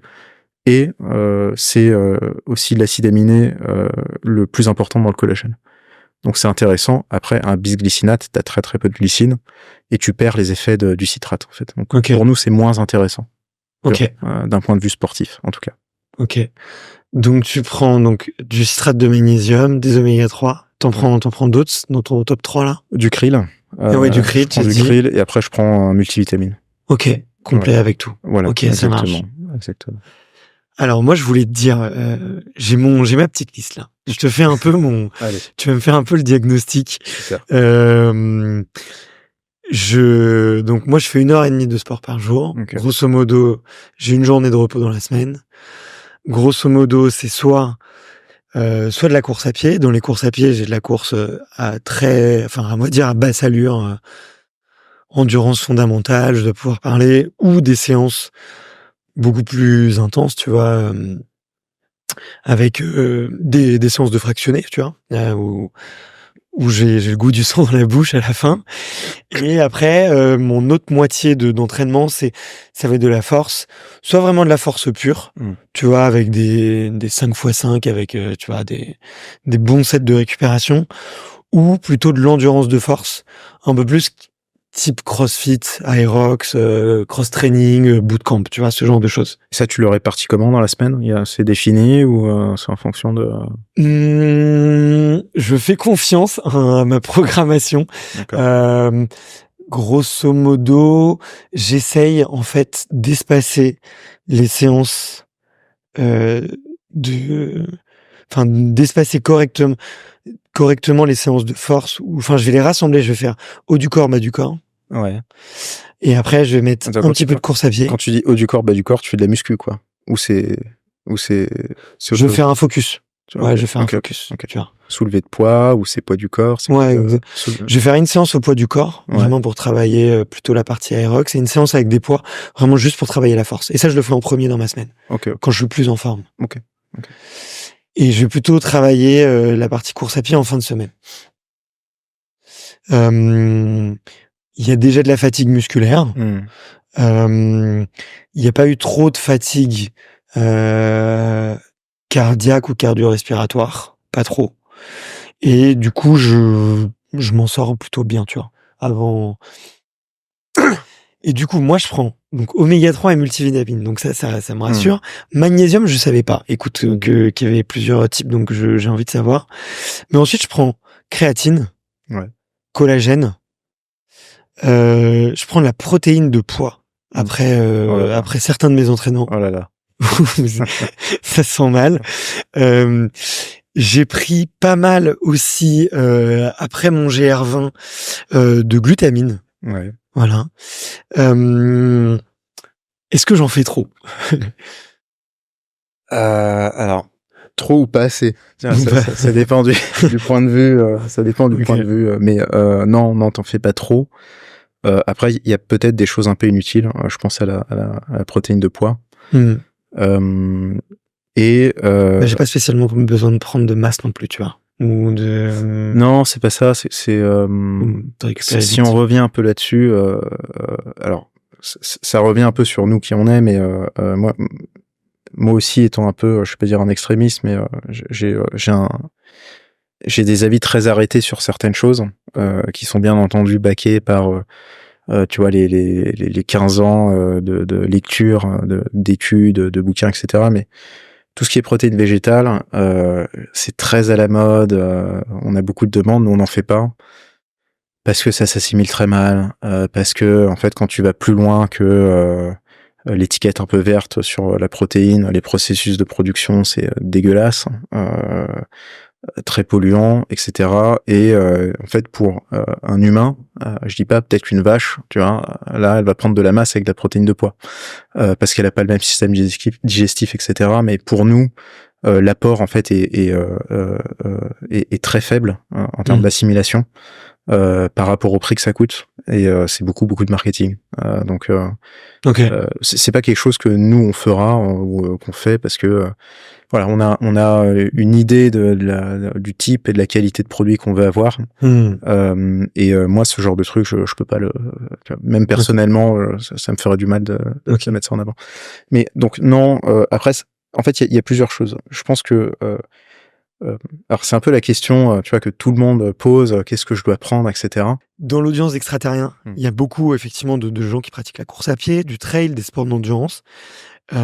Ça serait quoi, selon toi, le starter pack pour un runner qui a décidé de s'y mettre et qui aurait un budget, on va dire, entre 30 et 50 euros mensuels pour se dédier à sa complémentation et allez, on va être gentil, on lui fait prendre que 3 compléments. Okay. Alors pour moi, le starter pack du runner qui vient de se lancer, qui veut commencer à se complémenter avec un petit budget pour voir les bénéfices, on va dire, c'est dans un premier temps le collagène. Je pense que c'est vraiment important pour toutes les raisons qu'on s'est dit tout à l'heure et les bienfaits qui sont associés. C'est l'un des premiers compléments. Je dirais les vitamines, que ce soit un multivitamine ou une vitamine seule, ça peut être la vitamine C, si on prend pas de multivitamine. Et après, un choix entre oméga 3 ou multiminéraux. Surtout, moi j'aime bien les minéraux, surtout quand on fait de la course, parce que ça va aider en fait sur la partie récupération. Je pense qu'il y a deux choses à dissocier. Tu as vraiment la partie effort sportif et après tu as la partie récupération. Donc moi je le vois vraiment comme ça. Parce que dans beaucoup de choses, on se rend compte que donc avec l'expérience que là où ça pêche le plus, c'est plus sur la récupération que la pratique en elle-même. Et c'est ça qui fait vraiment la différence. Ça veut dire que pour aller vraiment loin dans le diagnostic, normalement, moi j'ai beaucoup de questions en fait à te poser pour qu'on puisse vraiment faire quelque chose qui soit intéressant et personnalisé pour toi. Mais par exemple, est-ce que tu dors bien, est-ce que tu dors pas bien? Est-ce que tu as un rythme couche tôt, couche tard? Tu vois, parce que ça, je sais que intrinsèquement, ça va jouer sur d'une part ta motivation et ta capacité en fait à continuer à faire du sport, à bien récupérer, etc. Donc en fait, il y a beaucoup de questions comme ça sur aussi ton régime alimentaire. Tu vois, la protéine, c'est intéressant dans certains types de sports, notamment quand tu vas vraiment vouloir augmenter ta force musculaire ou ton volume. Mais si tu me dis que matin, midi et soir, tu manges protéiné, etc., peut-être que dans ton cas, bon, bah, t'en as peut-être pas besoin. Tu vois. Et ça, c'est vachement important pour nous de savoir ça. Avant de pouvoir te dire c'est bien, c'est pas bien, etc. Okay. Là, donc, dans ce que tu m'as dit, tu prends pas du tout de sucre, de glucides. Écoute, je m'entraîne de plus en plus à jeun. De plus en plus le matin. Au début, c'était très dur. Tu vois, au bout de 30 minutes d'une séance intense, je voyais des étoiles. Maintenant, je peux te faire 1h30, je peux courir 16-17 bornes avec des blocs où je me mets dans le mal. Ça passe mieux. Par contre, après, j'ai besoin de manger très rapidement un fruit ou tu vois de la pâte de date, ce genre de choses. Mais Donc, je fais un peu la guerre au sucre. C'est peut-être une mauvaise croyance, mais j'ai beaucoup de troubles de l'attention. D'accord. J'ai remarqué que sur mon fils, qui est complètement hyperactif et c'est difficile de voir, tu vois, à 4 ans s'il a des troubles de l'attention, mais en tout cas, il est hyperactif comme moi je l'étais jeune. Je remarque que dès qu'il prend du sucre, son comportement devient infernal, qu'il saute partout, il pleure, il a des sautes d'humeur. Moi, si je mange un Snickers, là, dans une demi-heure, j'ai un peu mal au ventre, j'ai un peu envie de dormir et tout. Donc le très sucré, je fais attention, tu vois, hormis pendant l'effort. Mais ouais, tu vois, je mets un peu de côté, tu vois. Okay. Alors après, c'est aussi du ressenti. Pendant l'effort, faut être honnête, hein, tu vois, je cours un marathon, je prends une demi-banane tous les 5 kilomètres, c'est comme ça que je cours.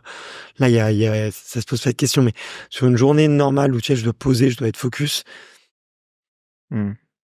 de moins en moins, je prends de sucre rapide, quoi, de glucides forts. Donc, non, c'est intéressant. Après, c'est mon ressenti et je dis que des gens qui ont des estomacs différents que le mien, tu vois. Bien sûr. Je pense que tu as vraiment tu vois, par exemple, dans ton cas, et je pense que c'est assez intéressant pour les runners, surtout si t'es pas un runner du dimanche parce que tu t'entraînes vraiment beaucoup, en fait, tu cours beaucoup, la glutamine. Ça va vraiment aider aussi sur cette partie intestinale. Ok, ouais. Donc digestion, facilité à digérer, renforcement en fait, on va dire de l'intestin. Donc pour moi, ça c'est vraiment quelque chose que tu devrais intégrer tous les jours. En fait. C'est pas que quand t'as couru un truc, tu t'es défoncé le bide parce que t'as pas arrêté, etc. Dans ta partie à toi, où t'es quand même quelqu'un qui court beaucoup, qui t'entraîne beaucoup, c'est quelque chose que tu devrais avoir dans ta routine au quotidien.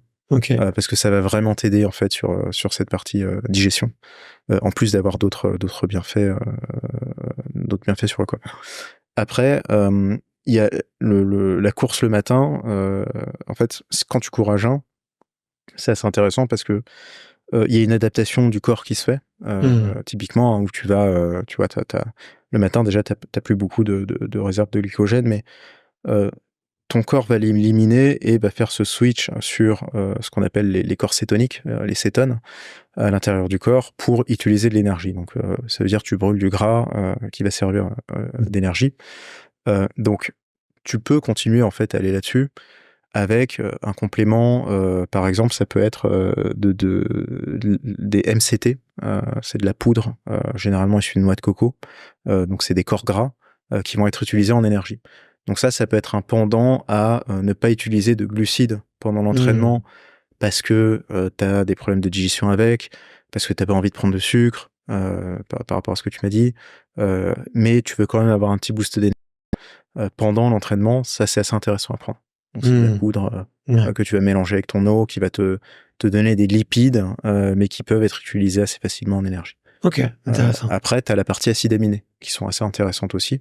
Les acides aminés pendant l'entraînement, c'est quelque chose que tu pourrais ajouter dans ta boisson. Enfin, je sais pas comment tu cours, mais j'imagine que tu as une petite boisson, un petit truc ouais, tout à fait.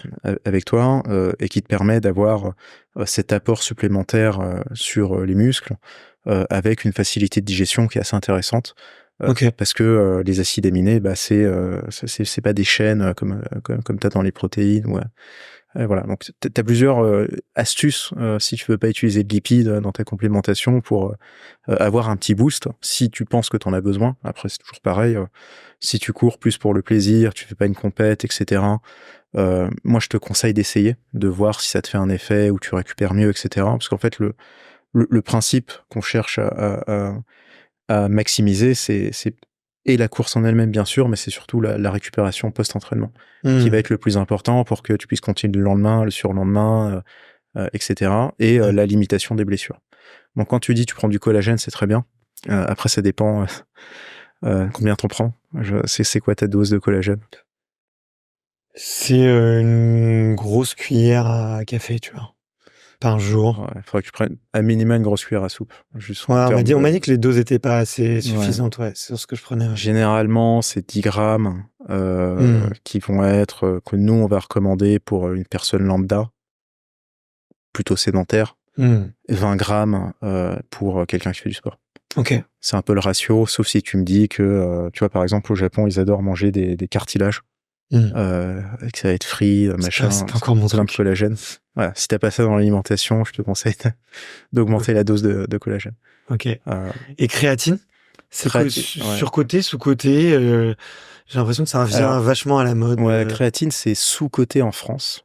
Okay. Vraiment, parce que c'est lié toujours, t'as toujours cet a priori un peu muscle, stéroïdes, dopage, qui avait été d'ailleurs vraiment mis en avant dans les années 90. Il y avait eu un petit scandale, enfin c'est pas un scandale, mais on s'était aperçu que les athlètes qui prenaient de la créatine étaient plus massifs que les athlètes qui en prenaient pas.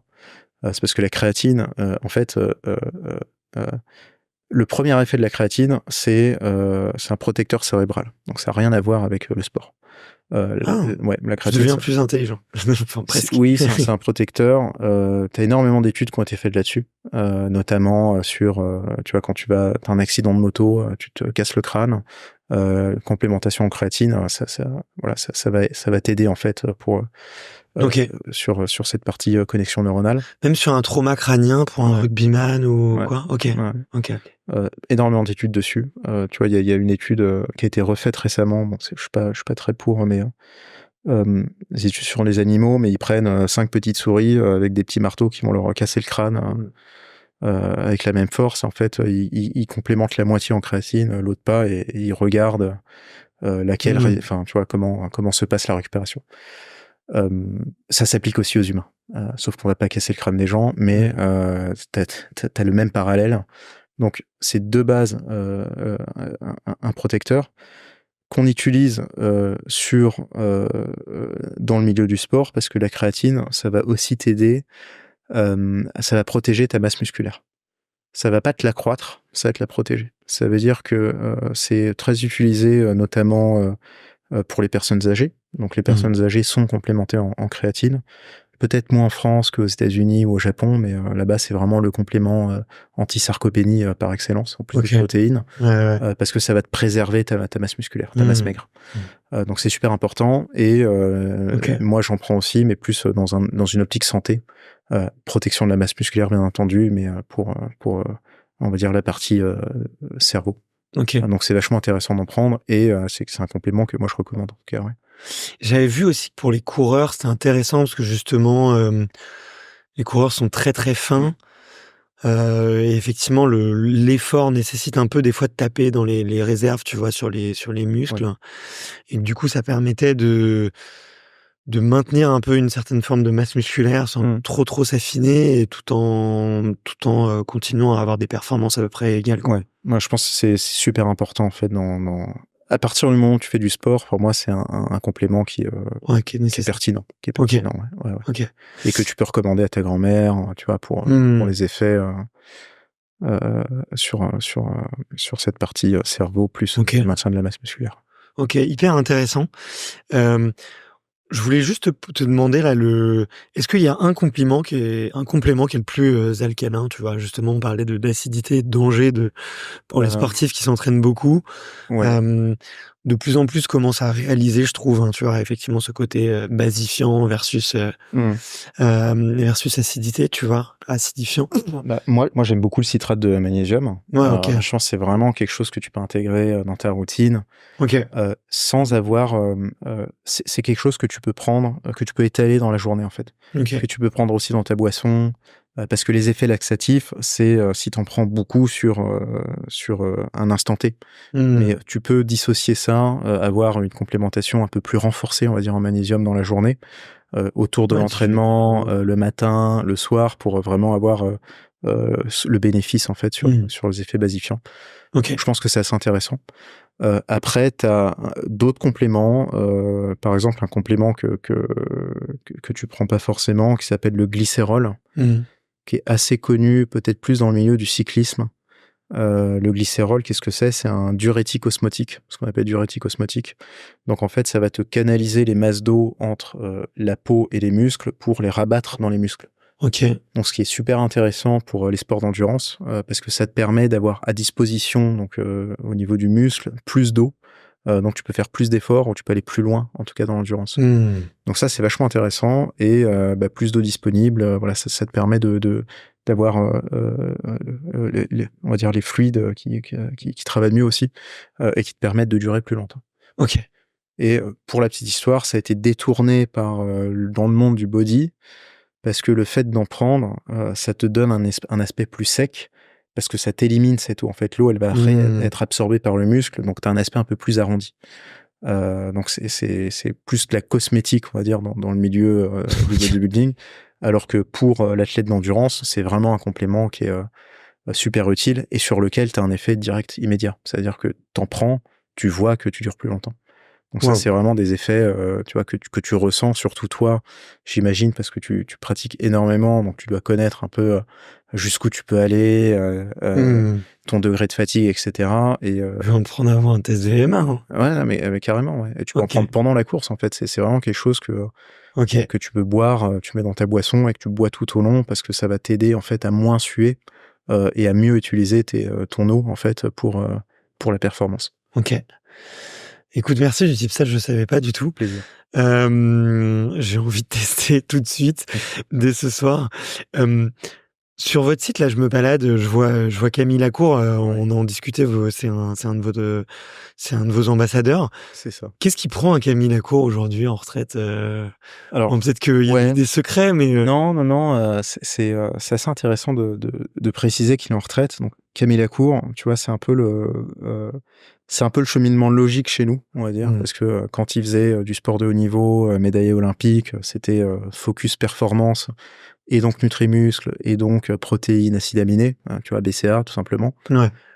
Et là, on a un Camille Lacour qui est plus dans une optique bien-être, prendre soin de soi, avec le combo, on va dire, un peu classique, oméga 3, multivitamines, magnésium, voilà, pour se sentir bien, pour qu'il a intégré, en fait, c'est quelqu'un qui est très routinier aussi, qu'il a intégré dans sa routine matinale, dans une optique bien-être. Donc, nous, c'est quelque chose qu'on a eu beaucoup de facilité finalement à travailler avec Camille parce que ça s'inscrit dans cette logique de suivi de la performance dans un premier temps, puis basé sur une entreprise qui est assez sérieuse. On a prouvé, en fait, ça fait 30 ans que la marque existe sur notre marque Performance. On a prouvé le sérieux qu'on avait. On a des bons arguments sur la transparence, la traçabilité, le choix des produits, comme je te le disais tout à l'heure. Et Camille, c'est assez naturellement qu'on s'est mis ensemble, en fait, pour promouvoir la marque. Ok. Pour bien que les auditeurs et les auditrices comprennent, il y avait Nutrimus, du coup, c'était cette marque très musculation, très fit game d'un côté. Là, on a parlé de Nutri-Éléments. Oui. Vous êtes beaucoup plus axé santé. Moi, dans mon audience, j'ai beaucoup de runners, tu vois, qui sont là. J'imagine, ils vont plus aller vers Nutri-Éléments et plutôt les crossfitters vers Nutrimuscle. C'est comment est-ce que tu les répartis? Ouais, c'est un bon point. Tu vois, comme je disais sur Camille Lacour, la partie performance, médaille olympique, c'était vraiment Nutrimuscle parce que c'est une marque très orientée sur la performance avec un portefeuille de produits qui est fait pour ça. Mais à l'intérieur de celui-ci, moi, j'ai développé vraiment une gamme santé sur laquelle je voulais vraiment avoir une séparation, on va dire, avec une autre marque pour adresser un public qui va plus être, comme tu le disais, mais sport outdoor, un public bien-être, sans avoir les a priori de Nutrimuscle. Donc Nutri-Éléments, c'est cette ambition-là de pouvoir nous adresser à un type de client qui est différent, qui va peut-être rechercher la performance, mais qui va baser sa complémentation dans une logique bien-être, longévité et récupération. Okay. Et la marque, elle est faite pour ça. Elle est faite pour les sports comme le running, comme la natation, le cyclisme. Le crossfitter, ça va vraiment dépendre dans quelle optique il fait du crossfit. Et j'aimerais te dire que c'est pareil pour les sportifs de haut niveau. Donc, si c'est une optique plus bien-être santé, c'est Nutri-Éléments. On va vraiment continuer à développer un portefeuille de produits dédié sur ce secteur-là, qui fait pas forcément sens chez Nutrimuscle. Et Nutri-Éléments, c'est vraiment la marque sur laquelle on va beaucoup travailler les produits, notamment longévité, bien-être, récupération. Ok, hyper clair. Bon, bah, merci. Bon, il fallait qu'on le précise pour que tout le monde puisse bien s'y retrouver. Euh, je voulais terminer, tu vois, un peu cet épisode avec des petits a priori que les gens peuvent avoir sur les compléments. Encore une fois, je sais qu'il y a beaucoup de courants à pied dans l'audience Ouais. de Extraterrien. C'est pas une audience qui prend beaucoup de compléments au quotidien, même si je le pense. Et c'est pas toi qui vas me contredire. Ils devraient. Euh, et du coup, je leur ai demandé un peu quels étaient un peu des fois les a priori ou qu'est-ce qui pouvait, quelles pouvaient être les idées reçues. Tu vois. Et la première que j'ai eue, c'est les compléments naturels. Est-ce qu'ils sont toujours plus sûrs et plus efficaces que les compléments en synthétique? Ou est-ce que le côté naturel à tout bout de champ, est-ce que c'est par peut-être dans un sujet un peu de quand même un peu de performance, tu vois? Est-ce que ça peut être un petit peu un argument marketing? C'est difficile. Si tu me dis que vous avez Non, 120 produits, j'imagine qu'on va pas tous oui, les faire, mais nous on a les deux. En fait, ça dépend vraiment. Il y a plusieurs facteurs qui rentrent en jeu. Un complément naturel, il peut y avoir plusieurs types de formules en fait ou de méthodes de production naturelles versus un complément de synthèse. Après, la synthèse, tu vois, ça fait très petit chimiste ça fait peur. avec des fluides et on crée des trucs sortis de nulle part, ce qui est pas du tout le cas en fait, parce que la synthèse, généralement, ça se base sur des végétaux, qu'on fait des extractions sur des végétaux et en fait, avec deux molécules, on va en créer une autre à partir généralement de végétaux. Donc en fait, on reste, c'est synthèse parce qu'on synthétise en fait. Hein. Il y a pas de création à partir de matière chimique, tu vois, sauf dans certains domaines, mais pas forcément dans le complément. Donc naturel ou pas naturel, je pense qu'il y a deux visions à avoir par rapport à ça. La première, c'est l'efficacité du complément.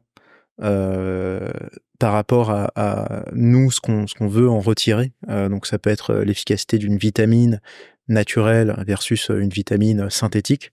Pour reprendre les vitamines, c'est très difficile d'avoir des vitamines naturelles. Ça commence à arriver grâce à notamment la technologie.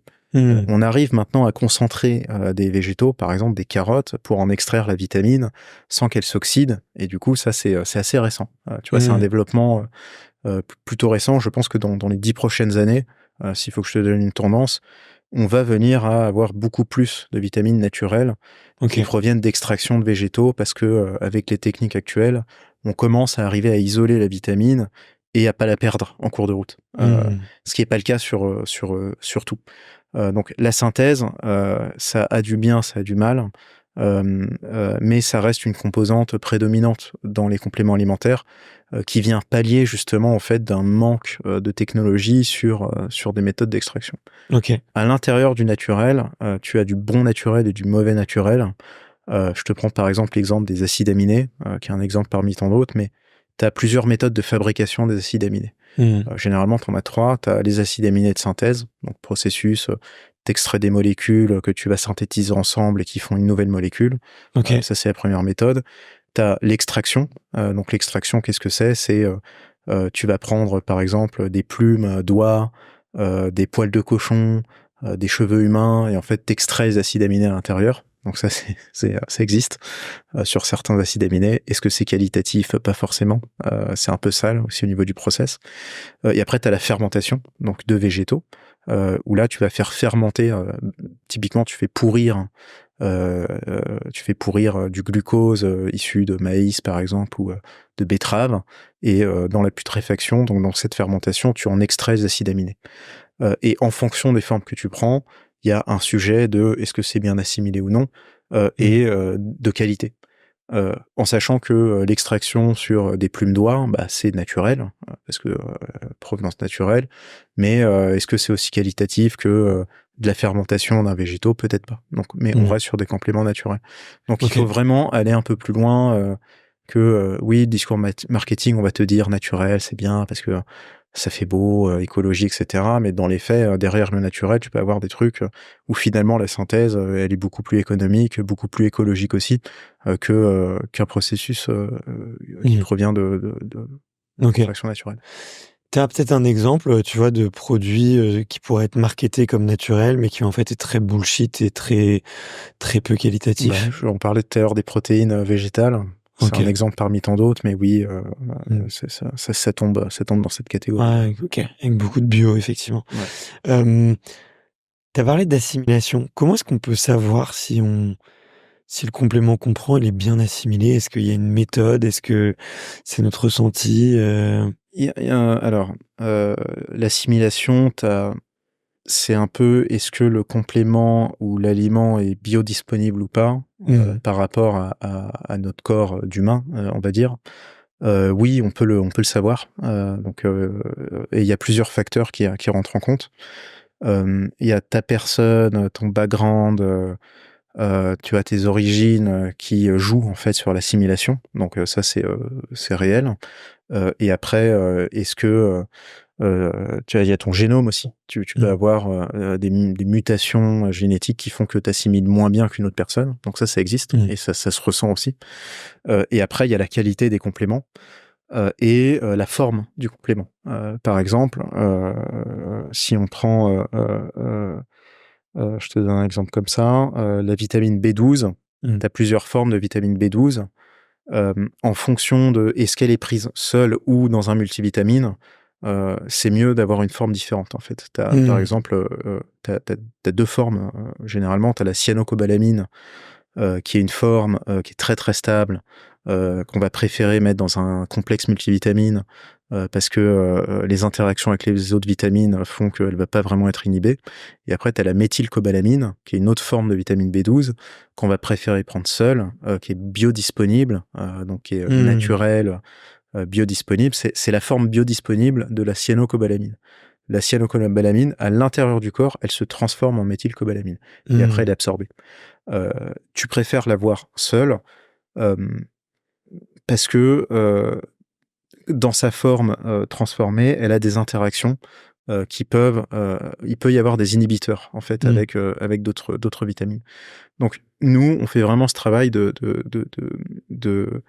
séparer, en fait, les OK. formes en fonction du type de complément qu'on propose.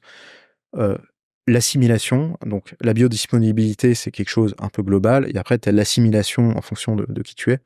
Par exemple, si on reprend la vitamine B12, tu as des gens qui, ont des difficultés, en fait, à synthétiser la cyanocobalamin et à la transformer en méthylcobalamin, donc Mmh. sur la vitamine B12 parce que, il y a plusieurs facteurs, ça peut être, à cause, du foie, tu vois? Tu peux avoir des problèmes de foie, tu peux avoir une mutation génétique, ça s'appelle, MTHFR, c'est un gène particulier Mmh. qui t'empêche en fait de synthétiser ça. Donc après, il y a aussi un niveau personnel et c'est pour ça que le ressenti est très important. OK. Et ce qui est compliqué là-dedans, c'est aussi, ça fait partie aussi de quand tu lis des études, il faut aussi prendre ça en compte parce que tu peux avoir des gens qui vont te dire: «J'ai rien ressenti» et d'autres avec exactement le complément qui te disent: «C'est le jour et la nuit chez moi, incroyable» et cetera. Un Mmh. autre exemple, c'est la caféine. En fonction OK. de, qui tu es, comment ton corps est, le taux d'absorption, d'assimilation de la caféine, c'est entre 2 et 74. Donc si tu es dans la tranche de «je n'assimile que 2 de la caféine du café ou d'un complément caféiné», bah, Mmh. forcément, On a tous un pote voilà. qui peut prendre 10 cafés avant de Voilà. dormir et qui Il t'en prend le soir, tu dors, tout simplement parce qu'il n'arrive pas à assimiler la caféine. Et OK. peut-être qu'il y en a un, il va prendre un demi-café, mais comme il est dans la tranche 70 d'assimilation, bah là, il y Mmh. va, quoi. OK. Donc OK. oui, ça joue. Hyper intéressant, hyper intéressant. Hem, Pourquoi des fois, les compléments peuvent avoir, tu vois, une mauvaise image, tu vois, selon toi, dans les a priori, là, je te pose un peu la question qui pique. On y a un peu répondu un peu dans ce podcast, mais j'ai souvent avec mes copains, il y avait quand même des gens très réticents, quoi, alors qu'ils savent qu'il faut bien s'alimenter et tout. Et de l'autre côté, j'avais quand même des gens qui pensent que ça compense un peu tout, tu vois? Mmh. Et j'arrive pas à comprendre, tu vois, un peu cette espèce de balancier que tu as, Ouais. entre d'un côté, j'ai une mauvaise image des compléments, tu vois? Ou des marques, tu vois, qui Mmh, mmh mh. proposent ces compléments, ou de l'industrie un peu globale et de tout ce que ça englobe. Et de l'autre côté, bon, bah, c'est bon en fait, je prends un multivitamine, je prends du magnésium, je peux manger au McDo 3 soirs par semaine, tu vois. Non, mais c'est vrai, c'est vrai. Non, ça, c'est Il y a bon un peu point. cette dichotomie. Je sais pas si C'est un peu tu le remarques aussi, tu vois. Oui, oui, oui. Je pense qu'il y a, il y a un aspect culturel vraiment en France, tu vois, pour avoir vécu au Japon, aux États-Unis, être allé en Angleterre, travailler là-bas. L'aspect culturel, c'est, je pense, le premier pilier des a priori. Et c'est très localisé par pays. Tu vas avoir des pays où la complémentation, c'est obvious, quoi. Si tu prends pas, t'es bizarre. Nous, c'est le contraire. Je pense qu'on a vraiment un aspect culturel où on est très, je vais pas dire cartésien, mais peut-être pragmatique. T'as beaucoup de scandales qui ont été liés aux compléments alimentaires. Et ça, c'est vraiment... Euh, c'est lié aussi à l'histoire en fait du complément en France. Tu vois, les scandales, il y a eu pas mal de scandales sur le complément, des compléments qui avaient été on avait rajouté des substances illicites dedans. Donc après, ça sort aux infos. Du coup, ça crée quelque chose pour se dire, bah tiens, il faut faire attention parce que en fait, c'est nocif ou c'est pas bon pour la santé. Donc je pense que t'as vraiment une base culturelle et qui joue aussi sur, tu vois, pourquoi il faut être transparent, pourquoi il faut montrer les fournisseurs, traiter les compléments comme si c'était de la nourriture. Tu vois, on dit complément alimentaire, mais pour moi, c'est de l'alimentation complémentaire. Ça vient en plus, on top, pour t'aider justement à être euh, euh, avoir de meilleures habitudes, à te sentir mieux, tu vois, c'est vraiment ça. Donc sur les extrêmes, je pense qu'une grosse partie de ça, c'est lié au fait que il y a eu des scandales, il y a des gens qui sont morts parce que ils ont pris, je sais pas, du booster avec de la caféine, et au lieu d'en prendre une dose, ils en ont pris 50 doses, et en fait, ils ont eu un arrêt cardiaque parce qu'ils se sont tapés la dose de café un an de café en 10 minutes. Ça, c'est réel. Il y a vraiment des gens qui, à cause des compléments alimentaires, sont morts, mais c'est très limité. Et c'est des gens qui sont pas sérieux, qui lisent pas les étiquettes, qui vont surdoser, mais de manière... Il y a très peu de compléments quand tu surdoses, c'est nocif. Le seul vrai complément qui peut être très dangereux, c'est la caféine, parce que là, pour le coup, des surdoses de caféine, ça peut être mortel, justement. Non, bien sûr. Donc, je pense qu'il y a ça. Il y a cet effet un peu média. Quelqu'un est dopé, on fait la relation. Ah bah tiens, c'est parce qu'il a pris des protéines, ce qui est un peu débile, mais bon. Voilà. Donc, je pense que c'est très lié à ça. Et c'est très lié au fait que le monde du complément est très opaque. Ce que je te disais tout à l'heure, tu sais pas trop ce qu'il y a dedans, tu sais pas d'où ça vient. Il y a plein de méthodes de production différentes. T'en as qui sont pas forcément bonnes.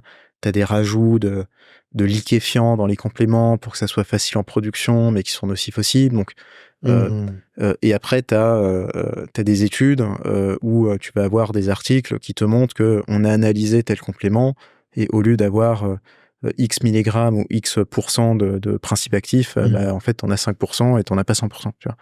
Donc, tout ça fait que en France, en tout cas, on a cet a priori négatif sur le complément. Tu l'as pas vu. D'un autre côté, c'est pas parce que tu prends des compléments que t'as plus besoin de manger, que tu peux prendre que de la merde tous les jours, et que grâce aux compléments, tu vas être sauvé. Tu vois, ça c'est aussi un peu futile, on va dire, de penser ça. Le complément, ça vient en rajout. Le plus important, c'est d'abord d'avoir une bonne hygiène alimentaire, et ça vient t'aider en fait on top sur des problématiques qui peuvent être précises. Tu vois, t'as problème de sommeil, t'as du mal à récupérer, peu importe ce que tu manges, là c'est important. Tu en parlais du collagène tout à l'heure. Moi, je me suis cassé le ménisque en faisant du rugby. Donc, quand je cours, je sens un petit frottement parce qu'on m'a coupé la moitié. Et la complémentation en collagène, ça me permet de moins ressentir ce frottement. Donc, c'est dans une optique préventive, mais c'est super important. Et c'est aussi, est-ce que dans l'alimentation, je peux avoir assez de collagène? Bah, malheureusement non. Moi, je mange pas du cartilage tous les jours non plus. Et quand tu manges de la viande, est-ce que tu vas manger la peau, tu vois, tous ces trucs-là, les pieds de cochon, bah, pas forcément. Qui sont très riches en collagène, mais pas forcément. Donc, il y a des compléments qui sont très importants dans cette logique-là. Mais c'est pas parce que tu prends des vitamines que du jour au lendemain, tu peux manger McDo tous les jours. Après, ça, c'est malheureusement, j'aimerais dire, mais c'était pas la pilule magique. Exactement. Il y a pas de pilule magique. Je pense faut avoir une approche assez sensée sur le complément. Tu ressens des compléments, tu ressens tout de suite les bénéfices. Donc tu deviens un peu un believer, tu vois, tu te dis ça marche sur moi, je le ressens quand j'arrête d'en prendre, je sens que je suis fatigué, ou je sens que j'ai mal, ou ceci, cela. Il y en a d'autres, c'est plus du guess, tu vois, tu vas te dire les oméga 3, tu vas pas forcément ressentir des bénéfices, parce que c'est plus dans une optique long terme, longévité, où toi, à l'intérieur de toi, tu te dis, bah moi j'ai envie de bien vieillir, j'ai envie de bien manger, d'être sportif, d'avoir un mode de vie sain, et tu vas l'inclure dans tes habitudes, en plus d'aller courir, en plus de bien dormir, etc. Voilà. Ouais, ok. Merci de partager ça. Je pense que tu vois, c'était important aussi de remettre un peu les points sur les i. Mais tu vois, je me posais la question parce que même pour être allé justement chez des athlètes de haut niveau, déjà moi c'est un peu ma révélation complément, les athlètes de haut niveau quand même, parce que t'en as beaucoup, t'arrives chez eux. Effectivement, la première fois ça fait un peu pharmacie, mais c'est presque tabou quoi. C'est presque tabou. Certains, tu vois, je me dis pas trop et même eux ont un peu, tu vois, ils sont pas hyper toujours à l'aise. Alors maintenant, je pense que c'est en train de changer, mais au début, je me souviens que j'ai fait quelques rencontres d'athlètes qui avaient des murs remplis de pots Nutrimus, tu vois, mais qui allaient pas le dire pour autant, quoi. Non, je pense que les gros tabous en France, c'est le complément alimentaire. Moi, je le mets au même niveau que la spiritualité. Tu vois, pour faire un parallèle, c'est des sujets qui sont assez tabous. Ce qui est vrai, et comme je disais tout à l'heure, c'est porté par cet environnement culturel qui fait que, tu vois, la première fois que tu vas prendre une scoop de protéines, tu trembles presque, tu te dis, je suis en train de prendre un truc, tu vois, je pense qu'il y a, ne serait-ce que de prendre une vitamine, je pense que la première fois que tu sautes le pas, alors ça dépend de ton âge, de ton background, etc., mais la première vitamine que tu prends, le premier complément, je pense que t'as un peu peur. Au fond de toi, tu te dis, tu vois, c'est quelque chose, c'est un geste, tu vois, c'est assez important, je pense, et une fois que t'as l'habitude, que c'est rentré, en fait, dans ta routine, c'est quelque chose d'obvious pour toi. Mais ouais. C'est assez tabou. Chez les athlètes aussi, tu as deux types d'athlètes. Nous, on a vraiment remarqué ça chez Nutrimuscle, chez les athlètes qu'on suit. Tu en as qui n'ont aucune connaissance, mais vraiment aucune. Où en fait, ils sont plus drivés par des coachs, des nutritionnistes qui vont leur dire prends ci, prends ça, ils prennent sans se poser de questions. Et après, t'en as d'autres qui vont beaucoup plus loin, comme tu le disais, qui ont vraiment des armoires à pharmacie bien remplies, qui ont beaucoup de connaissances aussi. Donc, c'est un peu les deux. C'est un peu les deux. Bah écoute, tu me fais une passe décisive pour la toute dernière question du podcast. Quel athlète tu me recommandes d'aller voir justement, qui s'y connaît bien en complémentation et qui pourrait avoir des bonnes infos ou en tout cas peut-être une routine particulière autour de la complémentation? Alors, j'en ai un en tête. C'est un écrivain qui est très connu dans les sports de force et l'anatomie, et avec un gros background de complément alimentaire.